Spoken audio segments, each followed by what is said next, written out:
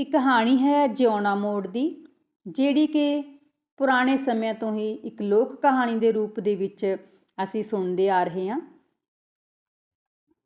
ਜ਼ਿਲ੍ਹਾ ਸੰਗਰੂਰ ਦੇ ਪਿੰਡ ਮੌੜ ਦਾ ਜੰਮਪਲ ਸਧਾਰਨ ਜੱਟ ਪਰਿਵਾਰ ਦੇ ਖੜਗ ਸਿੰਘ ਦਾ ਪੁੱਤਰ ਜਿਉਣਾ ਬੜਾ ਸਾਊ ਤੇ ਨਿਮਰ ਸੁਭਾਅ ਦਾ ਨੌਜਵਾਨ ਸੀ, ਜਿਸ ਨੂੰ ਸਮੇਂ ਦੀਆਂ ਪਰਿਸਥਿਤੀਆਂ ਨੇ ਡਾਕੇ ਮਾਰਨ ਲਈ ਮਜਬੂਰ ਕਰ ਦਿੱਤਾ। ਗੱਲ ਇਸ ਤਰ੍ਹਾਂ ਹੋਈ, ਇੱਕ ਦਿਨ ਆਥਣ ਵੇਲੇ ਜਿਉਣ ਸਿੰਘ, ਜਿਸ ਨੂੰ ਆਮ ਕਰਕੇ ਜਿਉਣਾ ਕਹਿ ਕੇ ਬੁਲਾਉਂਦੇ ਸਨ, ਆਪਣੇ ਡੰਗਰਾਂ ਦੇ ਵਾੜੇ ਵਿੱਚ ਇਕੱਲਾ ਬੈਠਾ ਸੀ ਕਿ ਇੱਕ ਅਧਖੜ ਉਮਰ ਦਾ ਓਪਰਾ ਬੰਦਾ ਉਹਨਾਂ ਦੇ ਘਰ ਦਾ ਪਤਾ ਪੁੱਛਦਾ ਪੁਛਾਉਂਦਾ ਉਹਦੇ ਕੋਲ ਆਇਆ। ਉਸ ਓਪਰੇ ਪੁਰਸ਼ ਦਾ ਆਦਰ ਮਾਣ ਕਰਦਿਆਂ ਜਿਉਣੇ ਨੇ ਉਸ ਨੂੰ ਆਪਣੇ ਮੰਜੇ 'ਤੇ ਬਿਠਾ ਲਿਆ। ਓਪਰਾ ਬੰਦਾ ਆਖਣ ਲੱਗਾ, ਭਤੀਜ, ਮੈਂ ਕਾਲੇ ਪਾਣੀ ਤੋਂ ਆਇਆ, ਤੇਰੇ ਵੱਡੇ ਭਾਈ ਕਿਸ਼ਨੇ ਕੋਲੋਂ। ਉਹਦਾ ਸੁਨੇਹਾ ਲੈ ਕੇ ਸਿੱਧਾ ਤੁਹਾਡੇ ਕੋਲ ਆਇਆ, ਫੇਰ ਆਪਣੇ ਪਿੰਡ ਜਾਊਂਗਾ। ਉਹਨੇ ਕਿਹਾ, ਬਾਈ, ਜੇ ਤੂੰ ਭਾਈ ਐ ਤੇ ਮਾਂ ਦਾ ਸੀਰ ਚੁੰਘਿਆ ਤਾਂ ਡਸਕੇ ਵਾਲੇ ਡੋਗਰ ਤੋਂ ਬਦਲਾ ਲੈ ਲੈ, ਜਿਹਨੇ ਤੇਰੇ ਭਰਾ ਕਿਸ਼ਨੇ ਨੂੰ ਧੋਖੇ ਨਾਲ ਪੁਲਿਸ ਨੂੰ ਫੜਾ ਕੇ ਕਾਲੇ ਪਾਣੀ ਦੀ ਸਜ਼ਾ ਦਵਾਈ ਹੈ। ਭਤੀਜ, ਬੰਦਾ ਕਾਹਦਾ ਜਿਹਨੇ ਭਾਈ ਦਾ ਬਦਲਾ ਨਹੀਂ ਲਿਆ? ਡੋਗਰ ਮੌਜਾਂ ਕਰਦਾ ਤੇ ਭਾਈ ਕਾਲੇ ਪਾਣੀ ਨਰਕ ਭੋਗਦਾ। ਕਿਸ਼ਨਾ ਜਿਉਣੇ ਤੋਂ ਕੁਝ ਵਰੇ ਵੱਡਾ ਸੀ, ਛੈਲ ਛਬੀਲਾ, ਮੌਜ ਮਸਤੀ ਕਰਨ ਵਾਲਾ। ਨਵਾਂ ਵੈਲੀ ਬਣਿਆ। ਕਿਸ਼ਨੇ ਕੋਲ ਓਪਰੇ ਬੰਦੇ ਆਉਣ ਲੱਗੇ। ਉਹ ਘਰ ਦੀ ਕੱਢੀ ਰੂੜੀ ਮਾਰਕ ਸ਼ਰਾਬ ਤੇ ਮੁਰਗੇ ਛਕ ਕੇ ਉਹਨਾਂ ਦੇ ਖੂਹ 'ਤੇ ਖੜਦੁੰਮ ਮਚਾਉਂਦੇ। ਉਸ ਦੇ ਬਾਪੂ ਨੂੰ ਇਹ ਸਭ ਕੁਝ ਪਸੰਦ ਨਹੀਂ ਸੀ, ਇਸ ਲਈ ਉਸਨੇ ਕਿਸ਼ਨੇ ਨੂੰ ਟੋਕਣਾ ਸ਼ੁਰੂ ਕਰ ਦਿੱਤਾ। ਨਿੱਤ ਦਾ ਕਲੇਸ਼ ਰਹਿਣ ਲੱਗਿਆ, ਜਿਸ ਕਰਕੇ ਕਿਸ਼ਨਾ ਘਰੋਂ ਭੱਜ ਕੇ ਡਸਕੇ ਦੇ ਡੋਗਰ ਅਤੇ ਖੜਿਆਲ ਦੇ ਪਿੰਡ ਦੇ ਜੈਮਲ ਨਾਲ ਰਲ ਕੇ ਲੁੱਟਾਂ ਖੋਹਾਂ ਕਰਨ ਲੱਗਾ। ਤਿੰਨੋਂ ਗੂੜੇ ਮਿੱਤਰ ਬਣ ਗਏ। ਉਹਨਾਂ ਵੇਲਿਆਂ ਵਿੱਚ ਅੱਜ ਵਾਂਗ ਸੜਕਾਂ ਨਹੀਂ ਸਨ। ਆਵਾਜਾਈ ਦੇ ਸਾਧਨ ਘੋੜੇ ਘੋੜੀਆਂ ਊਠ ਆਦਿ ਹੁੰਦੇ ਸਨ। ਪੈਦਲ ਸਫ਼ਰ ਕਰਨਾ ਪੈਂਦਾ ਸੀ ਤੇ ਰਾਹ ਆਮ ਤੌਰ 'ਤੇ ਜੰਗਲਾਂ ਬੇਲਿਆਂ ਵਿੱਚੋਂ ਹੋ ਕੇ ਜਾਂਦੇ ਸਨ। ਆਮ ਆਦਮੀ ਲਈ ਸਫ਼ਰ ਕਰਨਾ ਖਤਰੇ ਤੋਂ ਖਾਲੀ ਨਹੀਂ ਸੀ। ਡਾਕੂ ਆਮ ਸਨ ਜੋ ਜੰਗਲਾਂ 'ਚ ਫਿਰਦੇ ਰਾਹ ਗੁਜ਼ਰੂਆਂ ਨੂੰ ਲੁੱਟ ਲੈਂਦੇ ਸਨ। ਬਰਾਤਾਂ ਵੀ ਆਮ ਲੁੱਟੀਆਂ ਜਾਂਦੀਆਂ ਸਨ। ਕਿਸ਼ਨੇ ਹੋਰਾਂ ਨੇ ਵੀ ਲੁੱਟ ਖੋਹਾਂ ਦਾ ਜਿਹੜਾ ਧੰਦਾ ਸੀ ਉਹ ਅਪਣਾ ਲਿਆ। ਕਿਸ਼ਨੇ ਦੇ ਬਾਪ ਅਤੇ ਜਿਉਣੇ ਨੂੰ ਇਹ ਗੱਲਾਂ ਪਸੰਦ ਨਹੀਂ ਸਨ, ਪਰ ਕਿਸ਼ਨਾ ਉਹਨਾਂ ਦੀ ਕਿੱਥੋਂ ਮੰਨਣ ਵਾਲਾ ਸੀ। ਉਸ ਦੇ ਮੂੰਹ ਨੂੰ ਤਾਂ ਲਹੂ ਲੱਗ ਚੁੱਕਿਆ ਸੀ। ਇੱਕ ਦਿਨ ਕੀ ਹੋਇਆ, ਕਿਸ਼ਨੇ ਹੋਰਾਂ ਨੇ ਆਪਣੇ ਹੀ ਪਿੰਡ ਦੇ ਬ੍ਰਾਹਮਣਾਂ ਦੀ ਬਰਾਤ ਲੁੱਟ ਲਈ। ਬਰਾਤੀਆਂ ਵਿੱਚੋਂ ਕਿਸੇ ਨੇ ਕਿਸ਼ਨੇ ਨੂੰ ਪਛਾਣ ਲਿਆ। ਸਾਰਾ ਪਿੰਡ ਕਿਸ਼ਨੇ ਦੀ ਵਾਰਦਾਤ 'ਤੇ ਤੋਏ ਕਰਨ ਲੱਗਾ ਤੇ ਉਸ ਦੇ ਬਾਪ ਨੂੰ ਫਿੱਟ ਲਾਹਨਤਾਂ ਪਾਈਆਂ।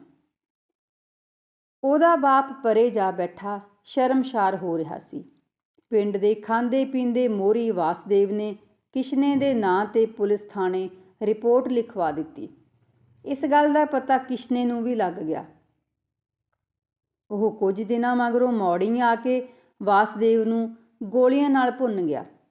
ਪੁਲਿਸ ਆਈ, ਕਿਸ਼ਨੇ ਦੇ ਬਾਪ ਅਤੇ ਭਰਾ ਜਿਉਣੇ ਨੂੰ ਫੜ ਲਿਆ। ਕਿਸ਼ਨੇ ਦਾ ਥਹੁ ਪਤਾ ਪੁੱਛਣ ਲਈ ਤਸੀਹੇ ਦਿੱਤੇ ਗਏ। ਘਰ-ਬਾਰ ਉਜਾੜ ਦਿੱਤਾ। ਉਹ ਭਲਾ ਕਿੱਥੋਂ ਕਿਸ਼ਨੇ ਨੂੰ ਲੱਭ ਕੇ ਲਿਆਉਂਦੇ? ਉਹਨਾਂ 'ਤੇ ਪੁਲਿਸ ਦਾ ਤਸ਼ੱਦਦ ਜਾਰੀ ਰਿਹਾ। ਕਿਸ਼ਨੇ ਦੀ ਕਿਹੜਾ ਘਰਦਿਆਂ ਨਾਲ ਬਣਦੀ ਸੀ।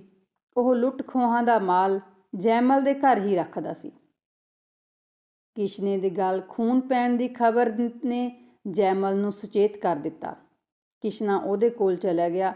ਉਹਨੇ ਜੈਮਲ ਨੂੰ ਆਖਿਆ, ਯਾਰਾ, ਤੂੰ ਹੀ ਕੋਈ ਓਹੜ ਪੋਹੜ ਕਰ, ਪੁਲਿਸ ਨੂੰ ਕੁਝ ਦੇ ਦਿਵਾ ਕੇ ਮੇਰਾ ਨਾਂ ਖੂਨ ਦੇ ਕੇਸ 'ਚੋਂ ਕਢਵਾ। ਜੈਮਲ ਝੱਟ ਪੈਂਤਰਾ ਬਦਲ ਗਿਆ। ਉਹਦਾ ਮਨ ਬੇਈਮਾਨ ਹੋ ਗਿਆ। ਖੂਨ ਵਿੱਚ ਫਸਿਆ ਕਿਸ਼ਨਾ ਉਹਦਾ ਕੀ ਵਿਗਾੜ ਲਊਗਾ? ਉਹਨੇ ਸੋਚਿਆ ਤੇ ਕਿਸ਼ਨੇ ਨੂੰ ਕਿਹਾ, ਕਿਸ਼ਨਿਆ, ਤੇਰਾ ਤਾਂ ਮੇਰੇ ਕੋਲ ਹੁਣ ਕੁਛ ਨਹੀਂ, ਤੂੰ ਸਾਰਾ ਸਮਾਨ ਵੰਡਾ ਕੇ ਲੈ ਗਿਆ ਸੀ। ਕਿਸ਼ਨੇ ਨੂੰ ਇੰਨੀ ਆਸ ਨਹੀਂ ਸੀ ਕਿ ਉਹਦਾ ਯਾਰ ਜੈਮਲ ਉਹਦੇ ਨਾਲ ਹੀ ਯਾਰ ਮਾਰ ਕਰੇਗਾ। ਉਹ ਸਬਰ ਦਾ ਘੁੱਟ ਭਰ ਕੇ ਬਹਿ ਗਿਆ। ਉਹ ਉੱਥੋਂ ਚੁੱਪ ਚਪੀਤਾ ਕਿਸੇ ਹੋਰ ਥਾਂ ਚਲਿਆ ਗਿਆ। ਕੁਝ ਦਿਨਾਂ ਮਗਰੋਂ ਕਿਸ਼ਨਾ ਫਿਰ ਜੈਮਲ ਕੋਲ ਆਇਆ ਤੇ ਇੱਕ ਬਰਾਤ ਲੁੱਟਣ ਦੀ ਦੱਸ ਪਾਈ। ਬਰਾਤ ਲੁੱਟਣ ਦੇ ਲਾਲਚ ਬਸ ਜੈਮਲ ਕਿਸ਼ਨੇ ਨਾਲ ਜੰਗਲ ਵਿੱਚ ਚਲਾ ਗਿਆ। ਲੱਗੇ ਬਰਾਤ ਨੂੰ ਉਡੀਕਣ। ਬਰਾਤ ਕਿੱਥੇ ਆਉਣੀ ਸੀ? ਇਹ ਤਾਂ ਕਿਸ਼ਨੇ ਨੇ ਜੈਮਲ ਨੂੰ ਬਾਹਰ ਸੱਦਣ ਦਾ ਬਹਾਨਾ ਹੀ ਘੜਿਆ ਸੀ। ਕੁਝ ਸਮੇਂ ਬਾਅਦ ਕਿਸ਼ਨੇ ਨੇ ਜੈਮਲ ਨੂੰ ਲਲਕਾਰਿਆ, ਬੇਈਮਾਨਾ, ਭੱਜ ਲੈ ਜਿੱਥੇ ਭੱਜਣਾ। ਤੈਂ ਮੇਰੇ ਹਿੱਸੇ ਦਾ ਮਾਲ ਹੜੱਪ ਕੇ ਮੇਰੇ ਨਾਲ ਯਾਰ ਮਾਰ ਕੀਤੀ ਹੈ। ਤੜਾਕ ਤੜਾਕ ਗੋਲੀਆਂ ਚੱਲੀਆਂ ਤੇ ਜੈਮਲ ਧਰਤੀ ਤੇ ਚੁਫਾਲ ਢੇਰੀ ਹੋ ਗਿਆ। ਕਿਸ਼ਨੇ ਨੇ ਜੈਮਲ ਦੀ ਪਤਨੀ ਨੂੰ ਘਰੇ ਸੁਨੇਹਾ ਭੇਜ ਦਿੱਤਾ ਕਿ ਉਹ ਆਪਣੇ ਬੇਈਮਾਨ ਪਤੀ ਦੀ ਲਾਸ਼ ਚੁੱਕ ਕੇ ਲੈ ਜਾਵੇ। ਜੈਮਲ ਡੋਗਰ ਹੋਰਾਂ ਦਾ ਲੰਗੋਟੀਆ ਯਾਰ ਸੀ। ਉਹਨਾਂ ਇਕੱਠਿਆਂ ਡਾਕੇ ਮਾਰੇ ਸਨ, ਬਰਾਤਾਂ ਲੁੱਟੀਆਂ ਸਨ। ਜੈਮਲ ਦਾ ਕਿਸ਼ਨੇ ਹੱਥੋਂ ਮਾਰਿਆ ਜਾਣਾ ਉਸ ਤੋਂ ਬਰਦਾਸ਼ਤ ਨਾ ਹੋਇਆ। ਕਿਸ਼ਨੇ ਨੇ ਯਾਰ ਮਾਰ ਕਰਕੇ ਚੰਗਾ ਨਹੀਂ ਕੀਤਾ, ਪਾਪ ਕਮਾਇਆ। ਹੁਣ ਉਸ 'ਤੇ ਵਿਸਾਹ ਕਰਨਾ ਠੀਕ ਨਹੀਂ। ਡੋਗਰ ਨੇ ਕਸੀਸ ਵੱਟ ਲਈ ਅਤੇ ਕਿਸ਼ਨੇ ਨੂੰ ਪੁਲਿਸ ਨੂੰ ਫੜਾਉਣ ਦਾ ਆਪਣੇ ਮਨ ਵਿੱਚ ਫੈਸਲਾ ਕਰ ਲਿਆ। ਡੋਗਰ ਨੇ ਕਿਸ਼ਨੇ ਨੂੰ ਬਚਾਅ ਕਰਨ ਦੇ 5 ਸੁਨੇਹੇ ਭੇਜ ਕੇ ਡਸ ਕੇ ਸੱਦ ਲਿਆ। ਰਾਤ ਨੂੰ ਉਹਦੀ ਖੂਬ ਸੇਵਾ ਕੀਤੀ।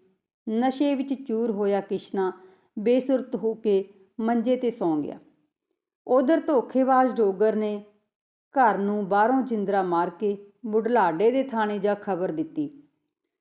ਅਣਗਿਣਤ ਪੁਲਿਸ ਨੇ ਸੁੱਤੇ ਪਏ ਕਿਸ਼ਨੇ ਨੂੰ ਆਣ ਦਬੋਚਿਆ। ਉਦੋਂ ਅੰਗਰੇਜ਼ਾਂ ਦਾ ਰਾਜ ਸੀ। ਮੁਕੱਦਮਾ ਚੱਲਿਆ। ਮਲਕਾਂ ਨੇ ਕਿਸ਼ਨੇ ਨੂੰ ਉਮਰ ਕੈਦ ਦੀ ਸਜ਼ਾ ਦੇ ਕੇ ਕਾਲੇ ਪਾਣੀ ਭੇਜ ਦਿੱਤਾ।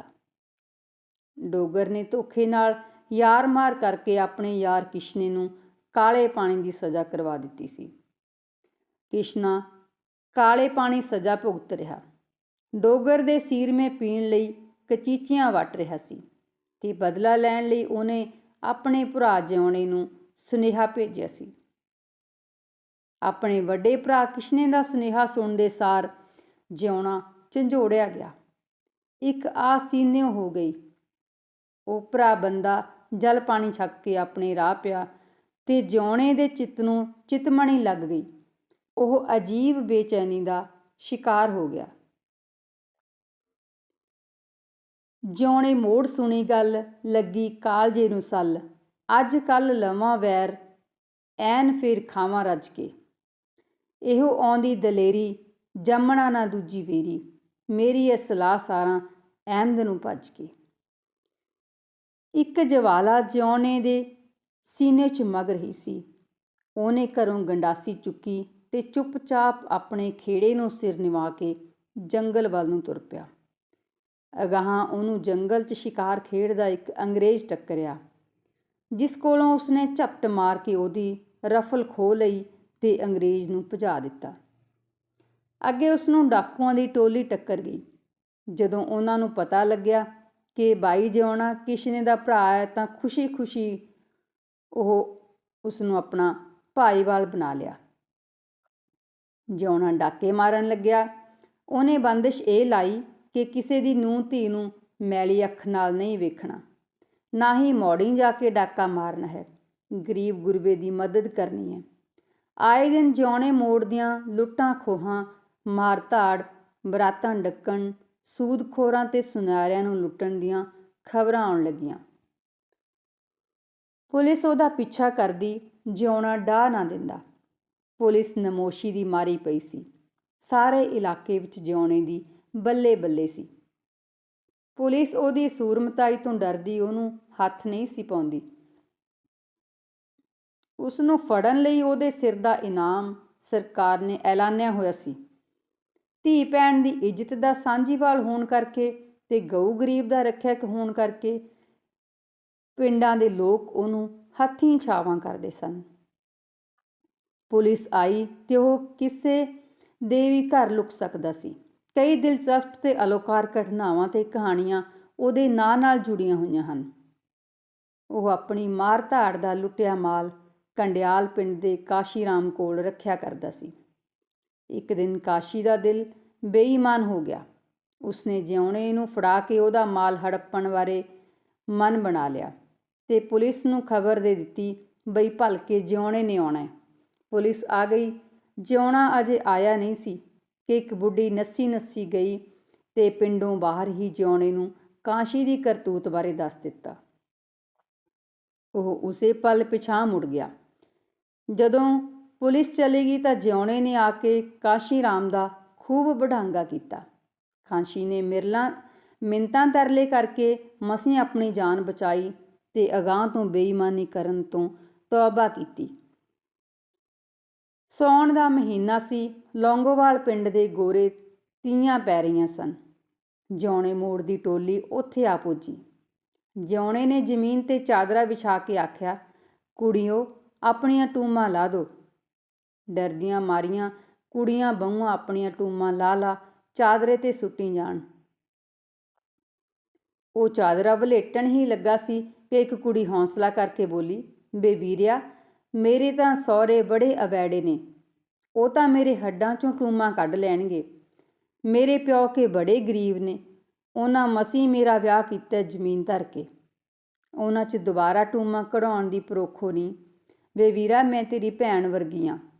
ਕੁੜੀ ਦਾ ਤਰਲਾ ਹੀ ਅਜਿਹਾ ਸੀ ਕਿ ਜਿਉਣੇ ਦਾ ਦਿਲ ਪਸੀਜ ਗਿਆ। ਉਹਨੇ ਝੱਟ ਚਾਦਰੇ ਦੀ ਗੰਢ ਖੋਲ੍ਹ ਦਿੱਤੀ ਤੇ ਆਖਿਆ, ਕੁੜੀਓ ਚੁੱਕ ਲਓ ਆਪੋ ਆਪਣੀਆਂ ਟੂਮਾਂ, ਤੇ ਚਾਦਰਾ ਝਾੜ ਕੇ ਅਗਾਂਹ ਤੁਰ ਗਿਆ। ਇਸ ਘਟਨਾ ਤੋਂ ਮਗਰੋਂ ਉਸਨੇ ਆਪਣੇ ਸਾਥੀਆਂ ਨੂੰ ਤੀਆਂ ਲੁੱਟਣ ਤੋਂ ਸਦਾ ਲਈ ਵਰਜ ਦਿੱਤਾ। ਇੱਕ ਦਿਨ ਰਾਹ ਜਾਂਦਿਆਂ ਜਿਉਣੇ ਨੂੰ ਭੁੱਖ ਲੱਗੀ ਹੋਈ ਸੀ। ਉਸਨੇ ਵੇਖਿਆ ਕਿ ਇੱਕ ਕੁੜੀ ਖੇਤ ਨੂੰ ਭੱਤਾ ਲਈ ਜਾਂਦੀ ਹੈ। ਉਹਨੇ ਕੁੜੀ ਕੋਲ ਆ ਕੇ ਆਖਿਆ, ਭੈਣੇ ਰੋਟੀ ਖਵਾਏਂਗੀ? ਆਹੋ ਵੀਰ, ਆਖ ਕੁੜੀ ਨੇ ਆਪਣੇ ਸਿਰ ਤੋਂ ਛਿੱਕੂ ਲਾ ਕੇ ਲੱਸੀ ਦੀ ਚੱਕਰੀ ਧਰਤੀ ਤੇ ਰੱਖੀ ਤੇ ਪੋਣੇ 'ਚੋਂ 2 ਮਿੱਸੀਆਂ ਰੋਟੀਆਂ ਕੱਢ ਕੇ ਉੱਤੇ ਅੰਬ ਦੇ ਅਚਾਰ ਦੀ ਫਾੜੀ ਤੇ ਗੰਢਾ ਰੱਖ ਕੇ ਉਹਦੇ ਹੱਥ ਫੜਾ ਦਿੱਤੀਆਂ। ਜਿਉਣੇ ਨੇ ਰੋਟੀ ਖਾ ਕੇ ਕੁੜੀ ਦੇ ਹੱਥ 25 ਰੁਪਏ ਰੱਖ ਕੇ ਉਹਦਾ ਸਿਰ ਪਲੋਸਿਆ ਤੇ ਅਗਾਂਹ ਟੁਰ ਗਿਆ। ਜਿਉਣੇ ਮੋੜ ਦੇ ਸਖੀਪੁਣੇ ਅਤੇ ਸੂਰਮਤਾਈ ਦੀਆਂ ਕਈ ਹੋਰ ਵੀ ਕਹਾਣੀਆਂ ਹਨ। ਇੱਕ ਵਾਰ ਉਹਨਾਂ ਨੇ ਇੱਕ ਝੜੀ ਵਿੱਚ ਇੱਕ ਬਰਾਤ ਰੋਕ ਲਈ ਤੇ ਬਹੂ ਦੇ ਸਾਰੇ ਗਹਿਣੇ ਲੁਹਾ ਕੇ ਜਾਂਝੀਆਂ ਦੇ ਖੀਸੇ ਵੀ ਖਾਲੀ ਕਰਵਾ ਲਏ। ਉਹਦੇ ਨੱਕ ਦੇ ਨਿਸ਼ਾਨ ਤੋਂ ਜੱਟ ਨੇ ਪਛਾਣ ਲਿਆ ਬਈ ਇਹ ਤਾਂ ਜਿਉਣਾ ਮੋੜ ਹੈ। ਉਹਨੇ ਜਿਉਣੇ ਅੱਗੇ ਹੱਥ ਜੋੜ ਕੇ ਆਖਿਆ, ਭੋਇੰ ਧਰ ਕੇ ਇੱਕ ਮੁੰਡਾ ਵਿਆਹਿਆ, ਬਹੂ ਨੂੰ ਟੂਮ ਛੱਲਾ ਮੰਗ ਕੇ ਪਾਇਆ। ਵਾਸਤਾ ਹੀ ਰੱਬ ਦਾ, ਤੂੰ ਸਾਡਾ ਜੱਟ ਭਾਈ, ਲੁੱਟ ਸ਼ਾਹੂਕਾਰਾਂ ਨੂੰ ਜਿੰਨਾ ਲੁੱਟ ਮਚਾਈ। ਜਿਉਣੇ ਨੇ ਸਾਰਾ ਟੂਮ ਛੱਲਾ ਮੋੜ ਕੇ ਪੱਲਿਓਂ ਹੋਰ 1000 ਰੁਪਇਆ ਪਾ ਕੇ ਬਰਾਤ ਅਗਾਂਹ ਤੋਰ ਦਿੱਤੀ। ਜਿਉਣੇ ਮੋੜ ਦੀ ਸਾਰੀ ਇਲਾਕੇ ਵਿੱਚ ਦਹਿਸ਼ਤ ਐਨੀ ਸੀ ਕਿ ਕਈ ਬਦਮਾਸ਼ ਆਪਣੇ ਆਪ ਨੂੰ ਜਿਉਣਾ ਮੋੜ ਦੱਸ ਕੇ ਲੁੱਟ ਮਾਰ ਕਰਨ ਲੱਗ ਪਏ। ਇੱਕ ਵਾਰ ਇੱਕ ਬ੍ਰਾਹਮਣ ਆਪਣੀ ਧੀ ਨੂੰ ਉਹਦੇ ਸਹੁਰੀਂ ਛੱਡਣ ਜਾ ਰਿਹਾ ਸੀ। ਰਾਹ ਜੰਗਲ 'ਚੋਂ ਹੋ ਕੇ ਜਾਂਦਾ ਸੀ। ਜਦੋਂ ਉਹ ਜੰਗਲ 'ਚ ਵੜੇ ਤਾਂ ਅੱਗੋਂ ਬਦਮਾਸ਼ਾਂ ਦੀ ਟੋਲੀ ਨੇ ਉਹਨਾਂ ਨੂੰ ਘੇਰ ਲਿਆ। ਬ੍ਰਾਹਮਣ ਥਰ-ਥਰ ਕੰਬ ਰਿਹਾ ਸੀ ਤੇ ਕੁੜੀ ਦੀਆਂ ਲੇਰਾਂ ਨਿਕਲ ਰਹੀਆਂ ਸਨ। ਅਚਾਨਕ ਜਿਉਣਾ ਮੋੜ ਉੱਧਰੋਂ ਆ ਨਿਕਲਿਆ। ਉਸਨੇ ਆਉਂਦੇ ਸਾਰ ਹੀ ਬਦਮਾਸ਼ਾਂ ਨੂੰ ਲਲਕਾਰਾ ਮਾਰਿਆ, ਤੂੰ ਹੁੰਨਾ ਕੌਣ ਹੈ ਸਾਨੂੰ ਰੋਕਣ ਵਾਲਾ? ਇੱਕ ਮਾੜਚੂ ਜਿਹਾ ਬਦਮਾਸ਼ ਬੋਲਿਆ, ਮੈਂ ਆ ਤੁਹਾਡਾ ਜਿਉਣਾ ਮੋੜ। ਜਿਉਣਾ ਮੋੜ ਦਾ ਨਾਂ ਸੁਣਦੇ ਸਾਰ ਹੀ ਬਰਸਾਤੀ ਬਦਮਾਸ਼ਾਂ ਦੇ ਹੋਸ਼ ਉੱਡ ਗਏ। ਜਿਉਣੇ ਨੇ ਜੁੱਤੀਆਂ ਮਾਰ-ਮਾਰ ਉਹਨਾਂ ਨੂੰ ਭਜਾ ਦਿੱਤਾ ਤੇ ਮਗਰੋਂ ਆਪ ਜਾ ਕੇ ਬ੍ਰਾਹਮਣ ਤੇ ਉਹਦੀ ਧੀ ਨੂੰ ਉਹਦੇ ਘਰ ਛੱਡ ਕੇ ਆਇਆ। ਕਹਿੰਦੇ ਨੇ ਸੰਗਰੂਰ ਕੋਲ ਇੱਕ ਪਿੰਡ ਗੋਡੀ ਕਰਦੇ ਇੱਕ ਗਰੀਬ ਜ਼ਿਮੀਂਦਾਰ ਕੋਲ ਉਹਦੀ ਮੁਟਿਆਰ ਧੀ ਰੋਟੀ ਲੈ ਕੇ ਆਈ। ਦੇਨਿਤ ਨਾਲ ਘੁੰਮਦਾ ਘਮਾਉਂਦਾ ਜਿਉਣਾ ਮੋੜ ਵੀ ਉੱਥੇ ਆ ਗਿਆ। ਵਿਆਹੁਣਯੋਗ ਕੁੜੀ ਵੱਲ ਵੇਖ ਕੇ ਜਿਉਣੇ ਨੇ ਜ਼ਿਮੀਂਦਾਰ ਨੂੰ ਪੁੱਛਿਆ, ਸਰਦਾਰਾ, ਧੀ ਕਿਧਰੇ ਮੰਗੀ ਵਿਆਹੀ ਵੀ ਹੋਈ ਹੈ?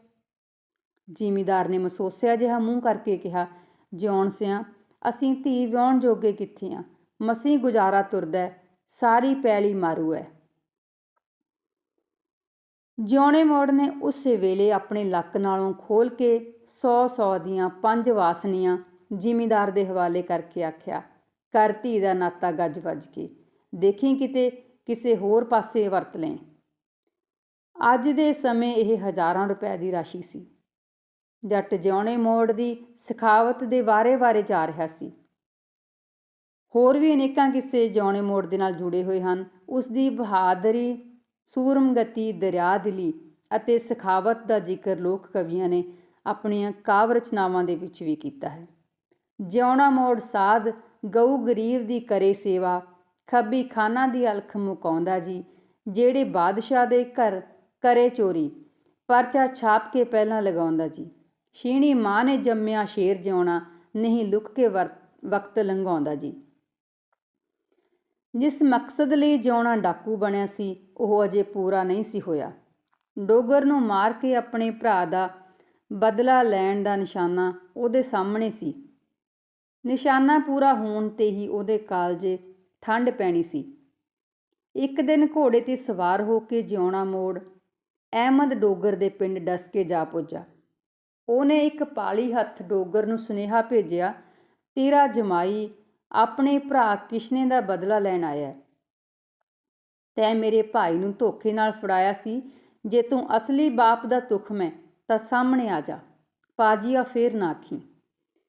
ਜਿਉਣੇ ਮੋੜ ਦਾ ਸੁਨੇਹਾ ਸੁਣਦੇ ਸਾਰ ਹੀ ਡੋਗਰ ਦੀਆਂ ਅੱਖਾਂ ਵਿੱਚ ਲਾਲ ਸੂਹੇ ਡੋਰੇ ਡਲਕ ਪਏ।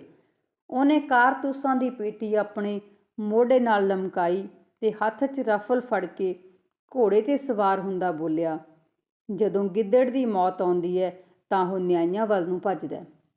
ਅੱਜ ਵੱਡਾ ਸੂਰਮਾ ਜਿਉਣਾ ਮੇਰੇ ਕੋਲੋਂ ਬਚ ਕੇ ਨਹੀਂ ਜਾ ਸਕਦਾ। ਡੋਗਰ ਦੀ ਘਰਵਾਲੀ ਨੇ ਉਹਨੂੰ ਰੋਕਿਆ ਵੀ, ਪਰ ਡੋਗਰ ਦੇ ਸਿਰ ਖੂਨ ਸਵਾਰ ਹੋਇਆ ਸੀ। ਉਹ ਪਿੰਡੋਂ ਬਾਹਰ ਮੈਦਾਨ ਵਿੱਚ ਜਾ ਪੁੱਜਾ, ਜਿੱਥੇ ਖੜਾ ਜਿਉਣਾ ਮੋੜ ਖੌਰੂ ਪਾ ਰਿਹਾ ਸੀ। ਜਿਉਣੇ ਨੇ ਡੋਗਰ ਨੂੰ ਲਲਕਾਰਿਆ, ਡੋਗਰਾ, ਮੈਂ ਤੇਰੇ ਅਰਗਾ ਪਾਜੀ ਨਹੀਂ। ਸੂਰਮਾ ਕਿਸੇ ਨੂੰ ਧੋਖੇ ਨਾਲ ਨਹੀਂ ਮਾਰਦਾ, ਪਹਿਲਾ ਵਾਰ ਤੇਰਾ। ਡੋਗਰ ਨੇ ਪਹਿਲਾ ਫਾਇਰ ਕੀਤਾ। ਜਿਉਣੇ ਦੀ ਘੋੜੀ ਧਰਤੀ 'ਤੇ ਲਿਫ ਗਈ। ਗੋਲੀ ਉੱਪਰੋਂ ਲੰਘ ਗਈ। ਦੂਜਾ ਫਾਇਰ ਵੀ ਫੋਕਾ ਹੀ ਗਿਆ। ਜਿਉਣੇ ਮੋੜ ਨੇ ਇਹੀ ਸਿਸਤ ਬੰਨੀ ਕਿ ਪਹਿਲੇ ਫਾਇਰ ਨਾਲ ਹੀ ਡੋਗਰ ਨੂੰ ਪਾਰ ਬੁਲਾ ਦਿੱਤਾ। ਡੋਗਰ ਦੀ ਲਾਸ਼ ਧਰਤੀ 'ਤੇ ਪਈ ਤੜਪ ਰਹੀ ਸੀ। ਡੋਗਰ ਦੇ ਘਰ ਹਾਹਾਕਾਰ ਮਚ ਗਈ। ਕਿਸੇ ਮੋੜੀ ਜਾ ਦੱਸਿਆ, ਜਿਉਣੇ ਨੇ ਡੋਗਰ ਨੂੰ ਮਾਰ ਕੇ ਆਪਣੇ ਭਰਾ ਦਾ ਬਦਲਾ ਲੈ ਲਿਆ। ਸਾਰਾ ਪਿੰਡ ਉਸਦੇ ਬਲਿਹਾਰੇ ਜਾ ਰਿਹਾ ਸੀ। ਡੋਗਰ ਦੇ ਮਾਰਨ ਦੀ ਖਬਰ ਸਾਰੇ ਇਲਾਕੇ ਵਿੱਚ ਅੱਗ ਵਾਂਗ ਫੈਲ ਗਈ। ਘਰ ਘਰ ਜਿਉਣੇ ਮੋੜ ਦੀਆਂ ਗੱਲਾਂ ਹੋ ਰਹੀਆਂ ਸਨ। ਹਰ ਕੋਈ ਉਸ ਅਣਖੀ ਸੂਰਮੇ ਦੀਆਂ ਬਾਤਾਂ ਪਾ ਰਿਹਾ ਸੀ। ਘਰ ਘਰ ਪੁੱਤਰ ਜੰਮਦੇ, ਜਿਉਣਾ ਮੋੜ ਨੇ ਕਿਸੇ ਨੇ ਬਣ ਜਾਣਾ। ਬੁਢਲਾਡੇ ਦੀ ਪੁਲਿਸ ਨੇ ਜਿਉਣੇ ਮੋੜ ਨੂੰ ਫੜਨ ਦੀ ਸਿਰ ਤੋੜ ਕੋਸ਼ਿਸ਼ ਕੀਤੀ, ਪਰ ਉਹ ਹੱਥ ਆਉਣ ਵਾਲਾ ਕਿੱਥੇ ਸੀ। ਪੁਲਿਸ ਤਾਂ ਉਸ ਪਾਸੋਂ ਥਰ-ਥਰ ਕੰਬਦੀ ਸੀ। ਉਹਦੇ ਸਾਹਮਣੇ ਆਉਣ ਦਾ ਹੌਸਲਾ ਨਹੀਂ ਸੀ ਕਰਦੀ। ਪੂਰੀ ਸ਼ਾਨ ਨਾਲ ਜਿਉਣਾ ਆਪਣੇ ਇਲਾਕੇ ਵਿੱਚ ਵਿਚਰ ਰਿਹਾ ਸੀ। ਜਿਉਣਾ ਅਲਬੇਲੇ ਸੁਭਾਅ ਦਾ ਮਾਲਕ ਸੀ, ਅਲੋਕਾਰ ਗੱਲਾਂ ਕਰਨ ਵਾਲਾ। ਇੱਕ ਵਾਰ ਉਸਨੂੰ ਕੀ ਸੁੱਝੀ, ਉਹਨੇ ਨਾਭੇ ਦੇ ਰਾਜੇ ਹੀਰਾ ਸਿੰਘ ਦੇ ਤਬੇਲੇ 'ਚੋਂ ਜਾ ਕੇ ਘੋੜੀ ਖੋਲ੍ਹ ਲਈ। ਉਸਨੇ ਸੰਤਰੀ ਨੂੰ ਆਖਿਆ, ਕਹਿ ਦੀ ਆਪਣੇ ਰਾਜੇ ਨੂੰ ਜਿਉਣਾ ਮੋੜ ਲੈ ਗਿਆ ਤੇਰੀ ਘੋੜੀ। ਲੋਕੀ ਵਾਰੇ-ਵਾਰੇ ਜਾ ਰਹੇ ਸਨ ਜਿਉਣੇ ਮੋੜ ਦੇ, ਜਿਸਨੇ ਰਾਜੇ ਦੀ ਘੋੜੀ ਖੋਲ੍ਹ ਲਈ ਸੀ। ਰਾਜੇ ਨੇ ਆਪਣੀ ਪੁਲਿਸ ਉਹਦੇ ਮਗਰ ਲਾ ਦਿੱਤੀ। ਆਖਰ ਸੁੱਤਾ ਪਿਆ ਜਿਉਣਾ ਮੋੜ ਫੜਿਆ ਗਿਆ। ਉਸਨੂੰ ਨਾਭਾ ਜੇਲ੍ਹ ਵਿੱਚ ਡੱਕ ਦਿੱਤਾ ਗਿਆ, ਪਰ ਉਹ ਅਗਲੀ ਰਾਤ ਹੀ ਜੇਲ੍ਹ ਭੰਨ ਕੇ ਭੱਜ ਆਇਆ। ਜਿਉਣਾ ਮੋੜ ਨੈਣਾ ਦੇਵੀ ਦਾ ਸ਼ਰਧਾਲੂ ਸੀ। ਉਸਨੂੰ ਵਿਸ਼ਵਾਸ ਸੀ ਕਿ ਉਹ ਉਸਦੀ ਹਰ ਪਲ ਰੱਖਿਆ ਕਰਦੀ ਹੈ। ਉਹਨੇ ਨੈਣਾ ਦੇਵੀ ਦੇ ਮੰਦਰ 'ਤੇ ਜਾ ਕੇ ਸੋਨੇ ਦਾ ਛਤਰ ਚੜ੍ਹਾਉਣ ਦਾ ਐਲਾਨ ਕਰ ਦਿੱਤਾ। ਉਸਨੇ ਖਬਰਾਂ ਭੇਜੀਆਂ ਸਾਰੇ ਰਾਜਿਆਂ ਨੂੰ, ਨੈਣਾ ਦੇਵੀ ਦੇ ਮੰਦਰ 'ਤੇ ਜਾਊਂਗਾ ਮੈਂ, ਜਿਹਦੇ ਆਸਰੇ ਫੌਜਾਂ ਦੇ ਨੱਕ ਮੋੜੇ ਛਤਰ ਸੋਨੇ ਦਾ ਚਾੜ ਕੇ ਆਊਂਗਾ ਮੈਂ। ਜ਼ੋਰ ਲਾ ਲਿਓ ਮੈਨੂੰ ਫੜਨ ਦੇ ਲਈ, ਨਹੀਂ ਮਰਨ ਤੋਂ ਮੁੱਖ ਭਵਾਊਂਗਾ ਮੈਂ।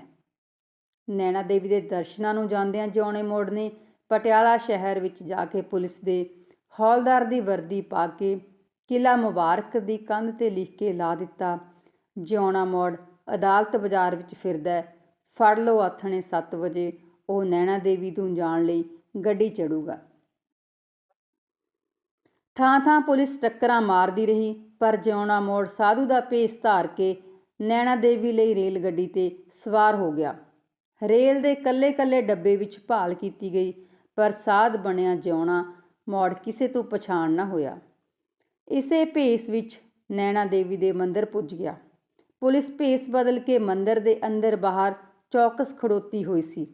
ਜਿਉਣੇ ਮੋੜ ਨੇ ਸਾਧੂ ਦੇ ਭੇਸ ਵਿੱਚ ਨੈਣਾ ਦੇਵੀ ਦੇ ਖੁੱਲ੍ਹੇ ਦੀਦਾਰ ਕੀਤੇ ਅਤੇ ਸ਼ਰਧਾ ਠਾਠ ਨਾਲ ਸੋਨੇ ਦਾ ਛਤਰ ਦੇਵੀ ਦੀ ਮੂਰਤੀ 'ਤੇ ਚੜ੍ਹਾ ਦਿੱਤਾ। ਜਿਉਣੇ ਮੋੜ ਨੇ ਛਤਰ ਚੜ੍ਹਾਇਆ ਹੀ ਸੀ ਕਿ ਇੱਕ ਸਿਪਾਹੀ ਨੇ ਉਹਦੇ ਨੱਕ 'ਤੇ ਨਿਸ਼ਾਨ ਤੋਂ ਉਸ ਨੂੰ ਪਛਾਣ ਲਿਆ। ਪੁਲਿਸ ਨੇ ਘੇਰਾ ਤੰਗ ਕਰਕੇ ਉਸ ਨੂੰ ਘੇਰ ਲਿਆ। ਨਿਹੱਥਾ ਹਥਿਆਰਬੰਦ ਪੁਲਿਸ ਦਾ ਮੁਕਾਬਲਾ ਉਹ ਕਦੋਂ ਤੱਕ ਕਰਦਾ। ਅਖੀਰ ਜਿਉਣਾ ਮੋੜ ਪੁਲਿਸ ਦੇ ਕਾਬੂ ਆ ਗਿਆ। ਬੇਵੱਸ ਸ਼ੇਰ ਦਹਾੜਦਾ ਰਿਹਾ। ਜਿਉਣੇ ਮੋੜ ਨੂੰ ਫਿਰੋਜ਼ਪੁਰ ਦੀ ਜੇਲ੍ਹ ਵਿੱਚ ਡੱਕ ਦਿੱਤਾ ਗਿਆ। ਮੁਕੱਦਮਾ ਚੱਲਿਆ। ਵਲਾਇਤ ਦੀ ਮਲਿਕਾ ਨੇ ਉਸ ਨੂੰ ਫਾਂਸੀ ਦੀ ਸਜ਼ਾ ਸੁਣਾ ਦਿੱਤੀ। ਪੰਜਾਬ ਦਾ ਇੱਕ ਸੂਰਵੀਰ ਅਣਖੀਲਾ ਯੋਧਾ ਅਣਖ ਅਤੇ ਗੈਰਤ ਲਈ ਆਪਣੀ ਜਿੰਦੜੀ ਘੋਲ ਘੁਮਾ ਗਿਆ। ਉਹ ਹੱਸਦਿਆਂ ਹੱਸਦਿਆਂ ਫਾਂਸੀ ਦੇ ਤਖਤੇ 'ਤੇ ਝੂਲ ਗਿਆ। ਪੰਜਾਬ ਦੇ ਲੋਕ ਕਵੀਆਂ ਨੇ ਉਹਦੀ ਜੀਵਨ ਕਹਾਣੀ ਨੂੰ ਆਪਣੇ ਸ਼ਬਦਾਂ ਦੀਆਂ ਲੜੀਆਂ 'ਚ ਪਰੋਇਆ ਹੈ ਤੇ ਪੰਜਾਬ ਦਾ ਲੋਕ ਮਾਨਸ ਉਸ ਦੀਆਂ ਪਾਈਆਂ ਪੈੜਾਂ ਨੂੰ ਬਾਰੰਬਾਰ ਪ੍ਰਣਾਮ ਕਰਦਾ ਹੈ। ਮੈਂ ਉਮੀਦ ਕਰਦੀ ਹਾਂ ਕਿ ਤੁਹਾਨੂੰ ਇਹ ਕਹਾਣੀ ਵਧੀਆ ਲੱਗੇਗੀ। ਕਹਾਣੀ ਥੋੜ੍ਹੀ ਲੰਬੀ ਹੈ ਪਰ ਵਧੀਆ ਜ਼ਰੂਰ ਨੇ। ਸਾਡੀ ਹੌਸਲਾ ਅਫਜ਼ਾਈ ਕਰਦੀਆਂ ਨੇ ਇਹ ਕਹਾਣੀਆਂ ਕਿ ਸਾਨੂੰ ਜਿਹੜਾ ਕੋਈ ਵੀ ਗਰੀਬ ਹੈ ਉਹਦੇ ਕੰਮ ਆਉਣਾ ਚਾਹੀਦਾ ਹੈ ਅਤੇ ਜਿਹੜੀਆਂ ਗਲਤ ਆਦਤਾਂ ਨੇ ਉਹਦੇ ਤੋਂ ਬਚਣਾ ਚਾਹੀਦਾ ਹੈ। ਧੰਨਵਾਦ ਜੀ। ਸਾਰਿਆਂ ਨੂੰ ਸਤਿ ਸ਼੍ਰੀ ਅਕਾਲ, ਜੀ ਆਇਆਂ ਨੂੰ।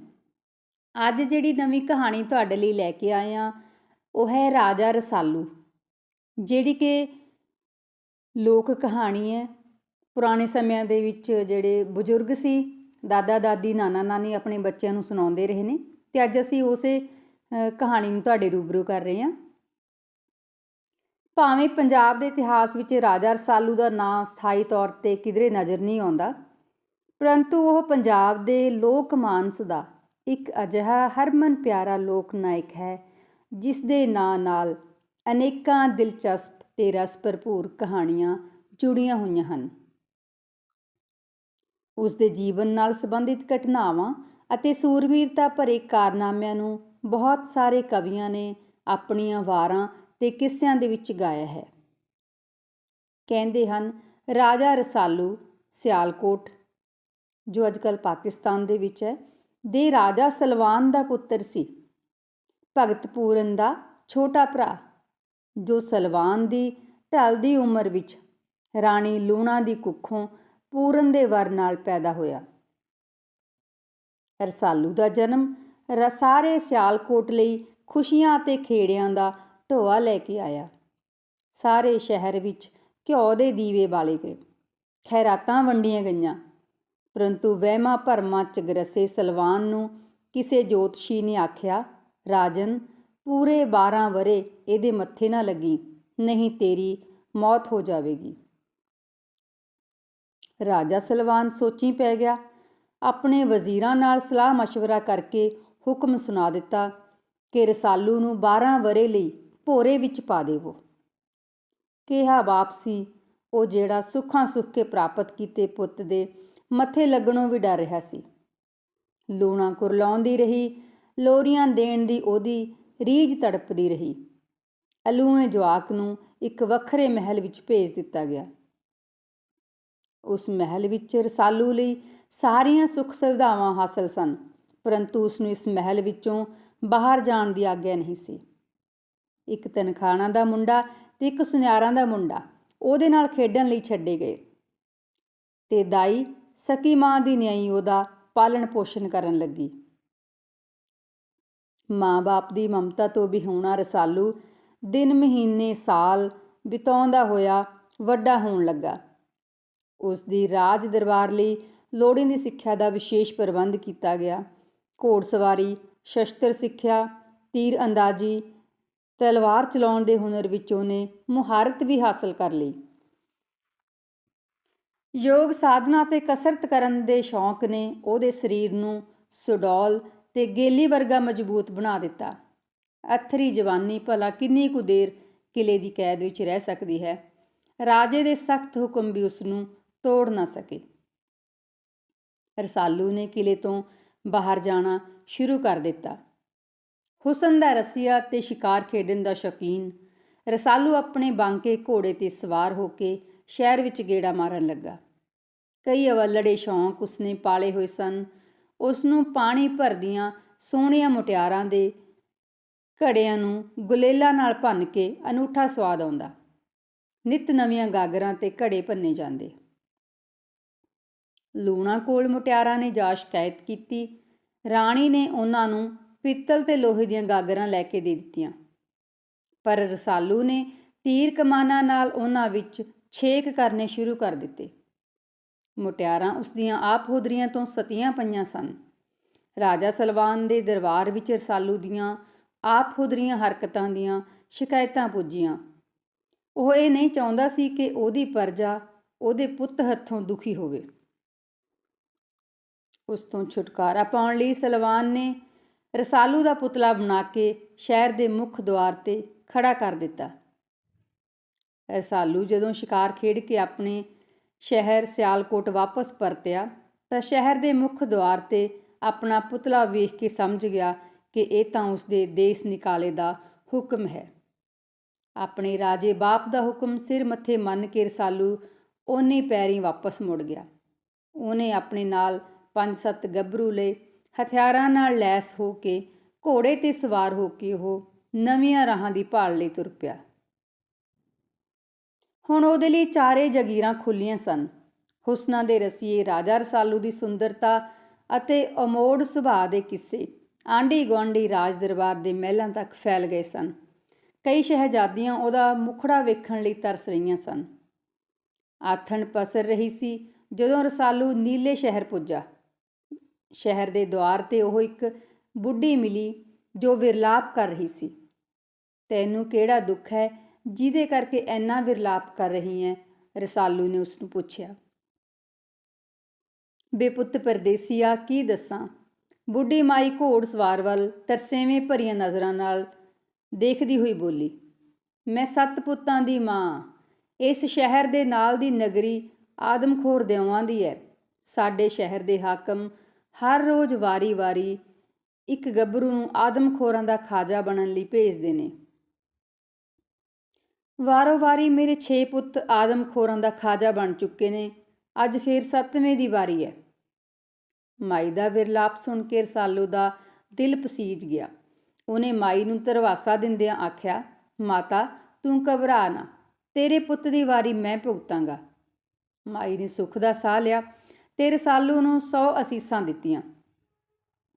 ਸ਼ਹਿਰ ਦੇ ਹਾਕਮ ਰਸਾਲੂ ਨੂੰ ਆਦਮਖੋਰਾਂ ਦਾ ਖਾਜਾ ਬਣਨ ਲਈ ਲੈ ਤੁਰੇ। ਘੋੜੇ 'ਤੇ ਸਵਾਰ ਰਸਾਲੂ ਦਾ ਜਾਹੋ ਜਲਾਲ ਝੱਲਿਆ ਨਹੀਂ ਸੀ ਜਾਂਦਾ। ਆਦਮਖੋਰਾਂ ਦੀ ਨਗਰੀ 'ਚ ਵੜਦਿਆਂ ਹੀ ਰਸਾਲੂ ਨੇ ਤਲਵਾਰ ਮਿਆਨ ਵਿੱਚੋਂ ਧੂ ਲਈ ਤੇ ਲੱਗਾ ਵਾਰ 'ਤੇ ਵਾਰ ਕਰਨ। ਆਦਮਖੋਰਾਂ 'ਚ ਤਰਥੱਲੀ ਮੱਚ ਗਈ। ਕਿਸੇ ਦਾ ਸਿਰ ਵੱਢਿਆ ਗਿਆ, ਕਿਸੇ ਦੀ ਬਾਂਹ। ਉਹਨਾਂ ਦਾ ਸਰਦਾਰ ਪਹਿਲੀ ਸੱਟੇ ਮਾਰਿਆ ਗਿਆ। ਉਹ ਹਾਲ ਦੁਹਾਈ ਪਾਉਂਦੇ ਉੱਥੋਂ ਭੱਜ ਗਏ। ਲੋਕਾਂ ਨੂੰ ਹੁਣ ਕਿਸੇ ਆਦਮਖੋਰ ਦਾ ਭੈ ਨਹੀਂ ਸੀ ਰਿਹਾ। ਸਾਰੇ ਨੀਲੇ ਸ਼ਹਿਰ ਦੇ ਨਿਵਾਸੀ ਰਸਾਲੂ ਦੇ ਸ਼ੁਕਰਗੁਜ਼ਾਰ ਸਨ ਤੇ ਉਸ ਦੀ ਬਹਾਦਰੀ ਦੇ ਵਾਰੇ-ਵਾਰੇ ਜਾ ਰਹੇ ਸਨ। ਸ਼ੂਕ ਦੇ ਦਰਿਆ ਭਲਾ ਕਦੋਂ ਰੁਕਦੇ ਨੇ? ਕੁਝ ਦਿਨ ਨੀਲੇ ਸ਼ਹਿਰ ਵਿੱਚ ਠਹਿਰਨ ਮਗਰੋਂ ਰਸਾਲੂ ਨੇ ਰਾਜਾ ਹਰੀਚੰਦ ਦੇ ਹੋਡੀ ਨਗਰ ਵਿੱਚ ਜਾ ਪ੍ਰਵੇਸ਼ ਕੀਤਾ। ਉਸ ਦੀ ਬਹਾਦਰੀ ਦੇ ਕਿੱਸੇ ਸਾਰੇ ਇਲਾਕੇ ਵਿੱਚ ਚਰਚਾ ਦਾ ਵਿਸ਼ਾ ਬਣੇ ਹੋਏ ਸਨ। ਰਾਜੇ ਇਹ ਵੀ ਜਾਣਦੇ ਸਨ ਕਿ ਉਹ ਰਾਜਾ ਸਲਵਾਨ ਦਾ ਅਮੋੜ ਪੁੱਤਰ ਹੈ। ਰਸਾਲੂ ਹਰੀਚੰਦ ਦੇ ਬਾਗ ਵਿੱਚ ਸੁੱਤਾ ਪਿਆ ਸੀ। ਐਨੇ ਨੂੰ ਹਰੀਚੰਦ ਦੀ ਪੁੱਤਰੀ ਰਾਜਕੁਮਾਰੀ ਸੌਂਕਣੀ ਸੈਰ ਕਰਦੀ ਉੱਥੇ ਆ ਗਈ। ਛੈਲ ਛਬੀਲਾ ਗੱਭਰੂ ਵੇਖ ਕੇ ਉਹ ਆਪਣੀ ਸੁੱਧ ਬੁੱਧ ਗਵਾ ਬੈਠੀ। ਰਸਾਲੂ ਵੀ ਸੁੰਦਰਤਾ ਦੀ ਮੂਰਤਾ ਦੇਖ ਕੇ ਉਸ ਦੇ ਮੋਹ ਵਿੱਚ ਕੀਲਿਆ ਗਿਆ। ਪਿਆਰ ਭਰੇ ਬੋਲਾਂ ਨਾਲ ਦੋਹਾਂ ਨੇ ਸਾਂਝ ਪਾ ਲਈ। ਸੌਂਕਣੀ ਨੇ ਆਪਣੇ ਬਾਪ ਕੋਲ ਗੱਲ ਕੀਤੀ। ਹਰੀਚੰਦ ਰਸਾਲੂ ਨੂੰ ਆਪਣੇ ਮਹਿਲੀਂ ਲੈ ਆਇਆ। ਸੌਂਕਣੀ ਦੇ ਵਰ ਦੀ ਭਾਲ ਵਿੱਚ ਉਸਨੇ ਪਹਿਲਾਂ ਕਈ ਵਰੇ ਲੰਘਾ ਦਿੱਤੇ ਸਨ, ਪਰੰਤੂ ਉਸਦੇ ਮੇਚ ਦਾ ਵਰ ਉਹਨੂੰ ਕਿਧਰੇ ਨਹੀਂ ਸੀ ਟੱਕਰਿਆ। ਰਸਾਲੂ ਨੂੰ ਵੇਖ ਹਰੀਚੰਦ ਨੇ ਸੌਂਕਣੀ ਦਾ ਵਿਆਹ ਰਸਾਲੂ ਨਾਲ ਕਰਨ ਦਾ ਫੈਸਲਾ ਕਰ ਲਿਆ। ਰਸਾਲੂ ਕਾਫੀ ਸਮਾਂ ਹਰੀ ਚੰਦ ਦੇ ਮਹਿਲਾਂ ਵਿੱਚ ਰਿਹਾ। ਕਦੀ ਸ਼ਿਕਾਰ ਖੇਡਣ ਚਲਿਆ ਜਾਂਦਾ, ਕਦੀ ਦੋਹਮਨ ਨਾਂ ਦੇ ਗੱਭਰੂ ਨਾਲ ਚੌਪਟ ਖੇਡਦਾ ਰਹਿੰਦਾ। ਰਸਾਲੂ ਇਹ ਨਹੀਂ ਜਾਣਦਾ ਸੀ ਕਿ ਸੌਂਕਣੀ ਦੋਹਮਨ ਸੁਨਿਆਰ 'ਤੇ ਫਿਦਾ ਹੈ। ਦੋਹਮਨ ਤੇ ਸੌਂਕਣੀ ਅਕਸਰ ਲੁੱਕ ਕੇ ਮਿਲਦੇ ਰਹਿੰਦੇ ਸਨ। ਇੱਕ ਦਿਨ ਰਸਾਲੂ ਮਹਿਲਾਂ ਦੇ ਬਾਹਰ ਦੋਹਮਨ ਨਾਲ ਚੌਪਟ ਖੇਡ ਰਿਹਾ ਸੀ। ਉਹਨੇ ਵੇਖਿਆ ਦੋਹਮਨ ਚੋਰੀ ਚੋਰੀ ਅੱਖ ਬਚਾ ਕੇ ਉੱਪਰ ਮਹਿਲਾਂ ਵੱਲ ਵੇਖੀ ਜਾਂਦਾ ਹੈ। ਉਸ ਨੂੰ ਸ਼ੱਕ ਪਿਆ। ਉਹਨੇ ਮਲਕ ਦੇਣੇ ਜਾ ਕੇ ਪਾਣੀ ਦਾ ਕਟੋਰਾ ਭਰ ਕੇ ਆਪਣੇ ਕੋਲ ਰੱਖ ਲਿਆ। ਕੁਝ ਸਮੇਂ ਮਗਰੋਂ ਮਹਿਲ ਦੀ ਖਿੜਕੀ ਵਿੱਚ ਖੜੋਤੀ ਸੌਂਕਣੀ ਦਾ ਅਕਸ ਕਟੋਰੇ ਦੇ ਪਾਣੀ ਵਿੱਚ ਪਿਆ। ਸ਼ੱਕ ਦੀ ਹੁਣ ਕੋਈ ਗੁੰਜਾਇਸ਼ ਨਹੀਂ ਸੀ ਰਹੀ। ਰਸਾਲੂ ਨੇ ਆਪਣੇ ਮਨ ਨਾਲ ਪੱਕਾ ਫੈਸਲਾ ਕਰਕੇ ਸੌਂਕਣੀ ਦਾ ਵਿਆਹ ਦੋਹਮਨ ਨਾਲ ਕਰਵਾ ਦਿੱਤਾ। ਦੋ ਦਿਲਾਂ ਨੂੰ ਜੋੜ ਆਪ ਅਗਾਹਾਂ ਤੁਰ ਪਿਆ। ਸਮਾਂ ਬੀਤਦਾ ਗਿਆ। ਕਈ ਵਰ੍ਹੇ ਇੰਜ ਹੀ ਬੀਤ ਗਏ। ਰਸਾਲੂ ਨੇ ਸ਼ਿਕਾਰ ਖੇਡਣ ਅਤੇ ਲੜਾਈ ਦੇ ਸ਼ੌਂਕ ਨੂੰ ਮਗਾਈ ਰੱਖਿਆ। ਕਈ ਛੋਟੇ ਮੋਟੇ ਰਾਜਿਆਂ ਨਾਲ ਮੁੱਠਭੇੜਾਂ ਹੋਈਆਂ, ਕਈ ਰਾਜ ਖੋਹੇ ਤੇ ਛੱਡੇ। ਅਟਕਦੇ ਪਾਰ ਦਰਿਆ ਦੇ ਕੰਢੇ 'ਤੇ ਵਸੇ ਸ਼ਹਿਰ ਸਿਰੀਕੋਟ ਦੇ ਰਾਜਾ ਸਿਰਕੱਪ ਦੀ ਕਨਸੋ ਰਾਜਾ ਰਸਾਲੂ ਦੇ ਕੰਨੀ ਪਈ। ਸਿਰਕੱਪ ਬੜਾ ਨਿਰਦਈ ਅਤੇ ਧੋਖੇਬਾਜ਼ ਰਾਜਾ ਸੀ, ਜੋ ਜੂਆ ਖੇਡਣ ਦਾ ਬਹੁਤ ਸ਼ੌਕੀਨ ਸੀ। ਉਹ ਸ਼ਰਤਾਂ ਲਾ ਕੇ ਜੂਆ ਖੇਡਦਾ ਸੀ ਤੇ ਹਾਰਨ ਵਾਲੇ ਦਾ ਸਿਰ ਵੱਢ ਲੈਂਦਾ ਸੀ। ਇਸੇ ਕਰਕੇ ਉਸ ਦਾ ਨਾਂ ਸਿਰਕੱਪ ਪਿਆ ਹੋਇਆ ਸੀ। ਰਾਜਾ ਰਸਾਲੂ ਨੇ ਸਿਰਕੱਪ ਨਾਲ ਚੌਪਟ ਖੇਡਣ ਦਾ ਫੈਸਲਾ ਕਰ ਲਿਆ ਅਤੇ ਸਿਰਕੋਟ ਪਹੁੰਚ ਕੇ ਰਾਜਾ ਸਿਰਕੱਪ ਦੇ ਬਾਗ ਵਿੱਚ ਜਾ ਉਤਾਰਾ ਕੀਤਾ। ਜਦੋਂ ਰਸਾਲੂ ਬਾਗ ਵਿੱਚ ਪੁੱਜਾ ਤਾਂ ਸਿਰਕੱਪ ਦੀ ਹੁਸ਼ਨਾਕ ਬੇਟੀ ਆਪਣੀਆਂ 60 ਸਹੇਲੀਆਂ ਨਾਲ ਪੀਂਘ ਝੂਟ ਰਹੀ ਸੀ। ਮੁਟਿਆਰ ਨੂੰ ਵੇਖ ਹੁਸਨ ਦੇ ਰਸੀਏ ਰਸਾਲੂ ਦੀਆਂ ਅੱਖਾਂ ਚੁੰਧਿਆ ਗਈਆਂ। ਹੁਸਨ ਮਚਲਿਆ। ਰਾਜਕੁਮਾਰੀ ਨੇ ਰਸਾਲੂ ਵੱਲ ਤੱਕਿਆ ਤੇ ਬੁੱਲ੍ਹੀਆਂ 'ਚ ਮੁਸਕਰਾ ਕੇ ਬੋਲੀ, ਅੜਿਆ ਇੱਕ ਪੀਂਘ ਦਾ ਝੂਟਾ ਹੀ ਦੇ ਛੱਡ, ਦੇਖਾਂ ਕਿੰਨਾ ਕੁ ਜ਼ੋਰ ਹੈ ਤੇਰੇ ਡੋਲਿਆਂ 'ਚ। ਹੁਸਨ ਦੀਏ ਪਰੀਏ, ਤੂੰ ਕੱਲੀ ਕੀ ਸਾਰੀਆਂ ਸਹੇਲੀਆਂ ਨੂੰ ਨਾਲ ਲੈ ਕੇ ਪੀਂਘ 'ਤੇ ਝੜ ਜਾ, ਇਕੱਠੀਆਂ ਨੂੰ ਹੀ ਝੂਟਾ ਦੇ ਦਿੰਦਾ ਹਾਂ। ਰਸਾਲੂ ਨੇ ਆਪਣੇ ਡੋਲਿਆਂ 'ਤੇ ਮਾਣ ਕਰਦਿਆਂ ਕਿਹਾ। ਰਾਜਕੁਮਾਰੀ ਆਪਣੀਆਂ 60 ਸਹੇਲੀਆਂ ਸਮੇਤ ਪੀਂਘ 'ਤੇ ਚੜ੍ਹ ਗਈ। ਰਾਜਾ ਰਸਾਲੂ ਨੇ ਪੀਂਘ ਨੂੰ ਅਜਿਹਾ ਜ਼ੋਰਦਾਰ ਝੂਟਾ ਦਿੱਤਾ ਕਿ ਪੀਂਘ ਅੱਧ ਅਸਮਾਨੇ ਪਹੁੰਚ ਗਈ। ਮੁੜਦੀ ਹੋਈ ਪੀਂਘ 'ਤੇ ਰਸਾਲੂ ਨੇ ਤਲਵਾਰ ਨਾਲ ਵਾਰ ਕਰਕੇ 2 ਟੋਟੇ ਕਰ ਦਿੱਤੇ ਤੇ ਸਾਰੀਆਂ ਲੋਟ-ਪੋਟ ਹੋਈਆਂ ਧਰਤੀ 'ਤੇ ਡਿੱਗ ਪਈਆਂ। ਕਈਆਂ ਦੇ ਸੱਟਾਂ ਲੱਗੀਆਂ। ਰਾਜੇ ਨੂੰ ਇਸ ਘਟਨਾ ਦਾ ਪਤਾ ਲੱਗਾ ਤਾਂ ਉਹ ਘਬਰਾ ਗਿਆ। ਰਾਜਾ ਰਸਾਲੂ ਦੇ ਪੁੱਜਣ ਦੀ ਖਬਰ ਉਹਨੂੰ ਮਿਲ ਗਈ ਸੀ। ਰਸਾਲੂ ਨੇ ਸ਼ਹਿਰ ਦੇ ਦੁਆਰ 'ਤੇ ਪਏ ਸਿਰਕੱਪ ਦੇ 10 ਦੇ 10 ਧੌਂਸੇ ਪਹਿਲਾਂ ਹੀ ਭੰਨ ਸੁੱਟੇ ਸਨ। ਰਸਾਲੂ ਸਿਰਕੱਪ ਦੇ ਦਰਬਾਰ ਵਿੱਚ ਪੁੱਜ ਗਿਆ ਤੇ ਉਹਦੇ ਨਾਲ ਚੌਪਟ ਖੇਡਣ ਦੀ ਇੱਛਾ ਪ੍ਰਗਟਾਈ। ਸਿਰਕੱਪ ਨੇ ਸ਼ਰਤ ਰੱਖੀ ਕਿ ਜਿਹੜਾ ਹਾਰੇ ਉਹ ਆਪਣੀ ਸਾਰੀ ਦੌਲਤ, ਰਾਜ ਅਤੇ ਆਪਣਾ ਸਿਰ ਦੇਵੇਗਾ। ਸਿਰਕੱਪ ਦੀਆਂ ਸ਼ਰਤਾਂ ਅਨੁਸਾਰ ਚੌਪਟ ਦੀ ਬਾਜੀ ਸ਼ੁਰੂ ਹੋਈ। ਸਿਰਕੱਪ ਚੌਪਟ ਖੇਡਣ ਸਮੇਂ ਆਪਣੇ ਵਿਰੋਧੀ ਦੀ ਵੀਰਤਾ ਉਖੇੜਨ ਲਈ ਕਈ ਛਲ ਤੇ ਹੱਥਕੰਡੇ ਵਰਤਦਾ ਸੀ। ਉਹਨੇ ਆਪਣੇ ਸੱਜੇ ਖੱਬੇ ਆਪਣੀਆਂ ਖੂਬਸੂਰਤ ਰਾਣੀਆਂ ਅਤੇ ਧੀਆਂ ਬਿਠਾ ਲੈਣੀਆਂ। ਜਦੋਂ ਵਿਰੋਧੀ ਖਿਡਾਰੀ ਰਾਣੀ ਵੱਲ ਧਿਆਨ ਕਰਦਾ ਤਾਂ ਧੀ ਹੌਲੇ ਦਿਨੇ ਗੋਟ ਹਿਲਾ ਦਿੰਦੀ ਤੇ ਜਦੋਂ ਧੀ ਵੱਲ ਧਿਆਨ ਜਾਂਦਾ ਤਾਂ ਰਾਣੀ ਵੀ ਇੰਜ ਹੀ ਕਰਦੀ। ਇਸ ਤਰ੍ਹਾਂ ਖਿਡਾਰੀ ਦਾ ਧਿਆਨ ਉਖੜ ਜਾਂਦਾ ਤੇ ਉਹ ਬਾਜੀ ਹਾਰ ਜਾਂਦਾ। ਰਸਾਲੂ ਦਾ ਧਿਆਨ ਉਖੇੜਨ ਲਈ ਵੀ ਅਜਿਹਾ ਹੀ ਕੀਤਾ ਗਿਆ, ਪਰੰਤੂ ਰਸਾਲੂ ਪੂਰੇ ਧਿਆਨ ਨਾਲ ਚੌਪਟ ਖੇਡਦਾ ਰਿਹਾ। ਰਾਣੀਆਂ ਦੇ ਹੁਸਨ ਦਾ ਜਾਦੂ ਉਸ 'ਤੇ ਨਾ ਚੱਲਿਆ। ਉਹ ਪਹਿਲੀ ਬਾਜੀ ਜਿੱਤ ਗਿਆ। ਦੂਜੀ ਬਾਜੀ ਸ਼ੁਰੂ ਹੋਈ। ਸਿਰਕੱਪ ਨੇ ਰਾਣੀਆਂ ਦੀ ਥਾਂ ਆਪਣੇ ਆਲੇ ਦੁਆਲੇ ਕਈ ਨਫ਼ਰ ਬਿਠਾ ਲਏ, ਜੋ ਰਾਜਾ ਰਸਾਲੂ ਦਾ ਧਿਆਨ ਉਖੇੜਨ ਲਈ ਉਹਦੇ ਪਾਸੋਂ ਬੁਝਾਰਤਾਂ ਪੁੱਛਣ ਲੱਗੇ। ਰਸਾਲੂ ਬੁਝਾਰਤਾਂ ਵੀ ਬੁੱਝਦਾ ਰਿਹਾ ਤੇ ਨਾਲੋਂ ਨਾਲ ਆਪਣੀ ਚਾਲ ਵੀ ਚੱਲਦਾ ਰਿਹਾ ਤੇ ਇਸ ਤਰ੍ਹਾਂ ਉਹ ਦੂਸਰੀ ਬਾਜੀ ਵੀ ਜਿੱਤ ਗਿਆ। ਤੀਜੀ ਬਾਜੀ ਸਿਰ ਦੀ ਬਾਜੀ ਸੀ। ਸਿਰਕੱਪ ਦਾ ਤੀਜਾ ਛਲ ਇਹ ਸੀ ਕਿ ਉਹ ਖੇਡਣ ਸਮੇਂ ਸਿਧਾਈਆਂ ਹੋਈਆਂ 2 ਚੂਹੀਆਂ ਕੱਢ ਲੈਂਦਾ, ਜੋ ਹੌਲੀ ਦਿਨੇ ਚੌਪਟ ਉੱਤੋਂ ਲੰਘ ਕੇ ਗੋਟਾਂ ਨੂੰ ਹਿਲਾ ਦਿੰਦੀਆਂ। ਪਰੰਤੂ ਰਸਾਲੂ ਨੇ ਉਹਦਾ ਇਹ ਛਲ ਵੀ ਚੱਲਣ ਨਾ ਦਿੱਤਾ। ਉਹਨੇ ਆਪਣੀ ਜੇਬ ਵਿੱਚੋਂ ਬਲੂੰਗੜਾ ਕੱਢ ਕੇ ਆਪਣੇ ਕੋਲ ਬਹਾ ਲਿਆ, ਜਿਸ ਤੋਂ ਡਰ ਕੇ ਚੂਹੀਆਂ ਚੌਪਟ ਵੱਲ ਆਈਆਂ ਨਾ। ਇਸ ਕਰਕੇ ਰਸਾਲੂ ਇਹ ਬਾਜੀ ਵੀ ਜਿੱਤ ਗਿਆ। ਸਿਰਕੱਪ ਸਿਰ ਦੀ ਬਾਜੀ ਹਾਰ ਗਿਆ। ਐਨ ਉਸ ਸਮੇਂ ਇੱਕ ਨੌਕਰ ਨੇ ਆ ਕੇ ਰਾਜਾ ਸਿਰਕੱਪ ਨੂੰ ਸੂਚਨਾ ਦਿੱਤੀ ਕਿ ਉਸਦੇ ਘਰ ਬੇਟੀ ਨੇ ਜਨਮ ਲਿਆ ਹੈ। ਰਾਜੇ ਨੇ ਤੁਰੰਤ ਹੁਕਮ ਸੁਣਾ ਦਿੱਤਾ, ਉਸ ਮਨਹੂਸ ਕੁੜੀ ਨੂੰ ਇਸੇ ਵਕਤ ਮਾਰ ਦਿੱਤਾ ਜਾਵੇ ਜਿਸ ਦੇ ਕਾਰਨ ਮੈਂ ਸਿਰ ਦੀ ਬਾਜੀ ਹਾਰ ਗਿਆ ਹਾਂ। ਰਾਜਨ, ਤੈਨੂੰ ਇਹ ਹੁਕਮ ਦੇਣ ਦਾ ਕੋਈ ਅਧਿਕਾਰ ਨਹੀਂ। ਰਾਜਾ ਰਸਾਲੂ ਸਿਰਕੱਪ ਨੂੰ ਮੁਖਾਤਿਬ ਹੋਇਆ। ਤੂੰ ਆਪਣਾ ਸਿਰ ਤੇ ਰਾਜ ਹਾਰ ਚੁੱਕਿਆ।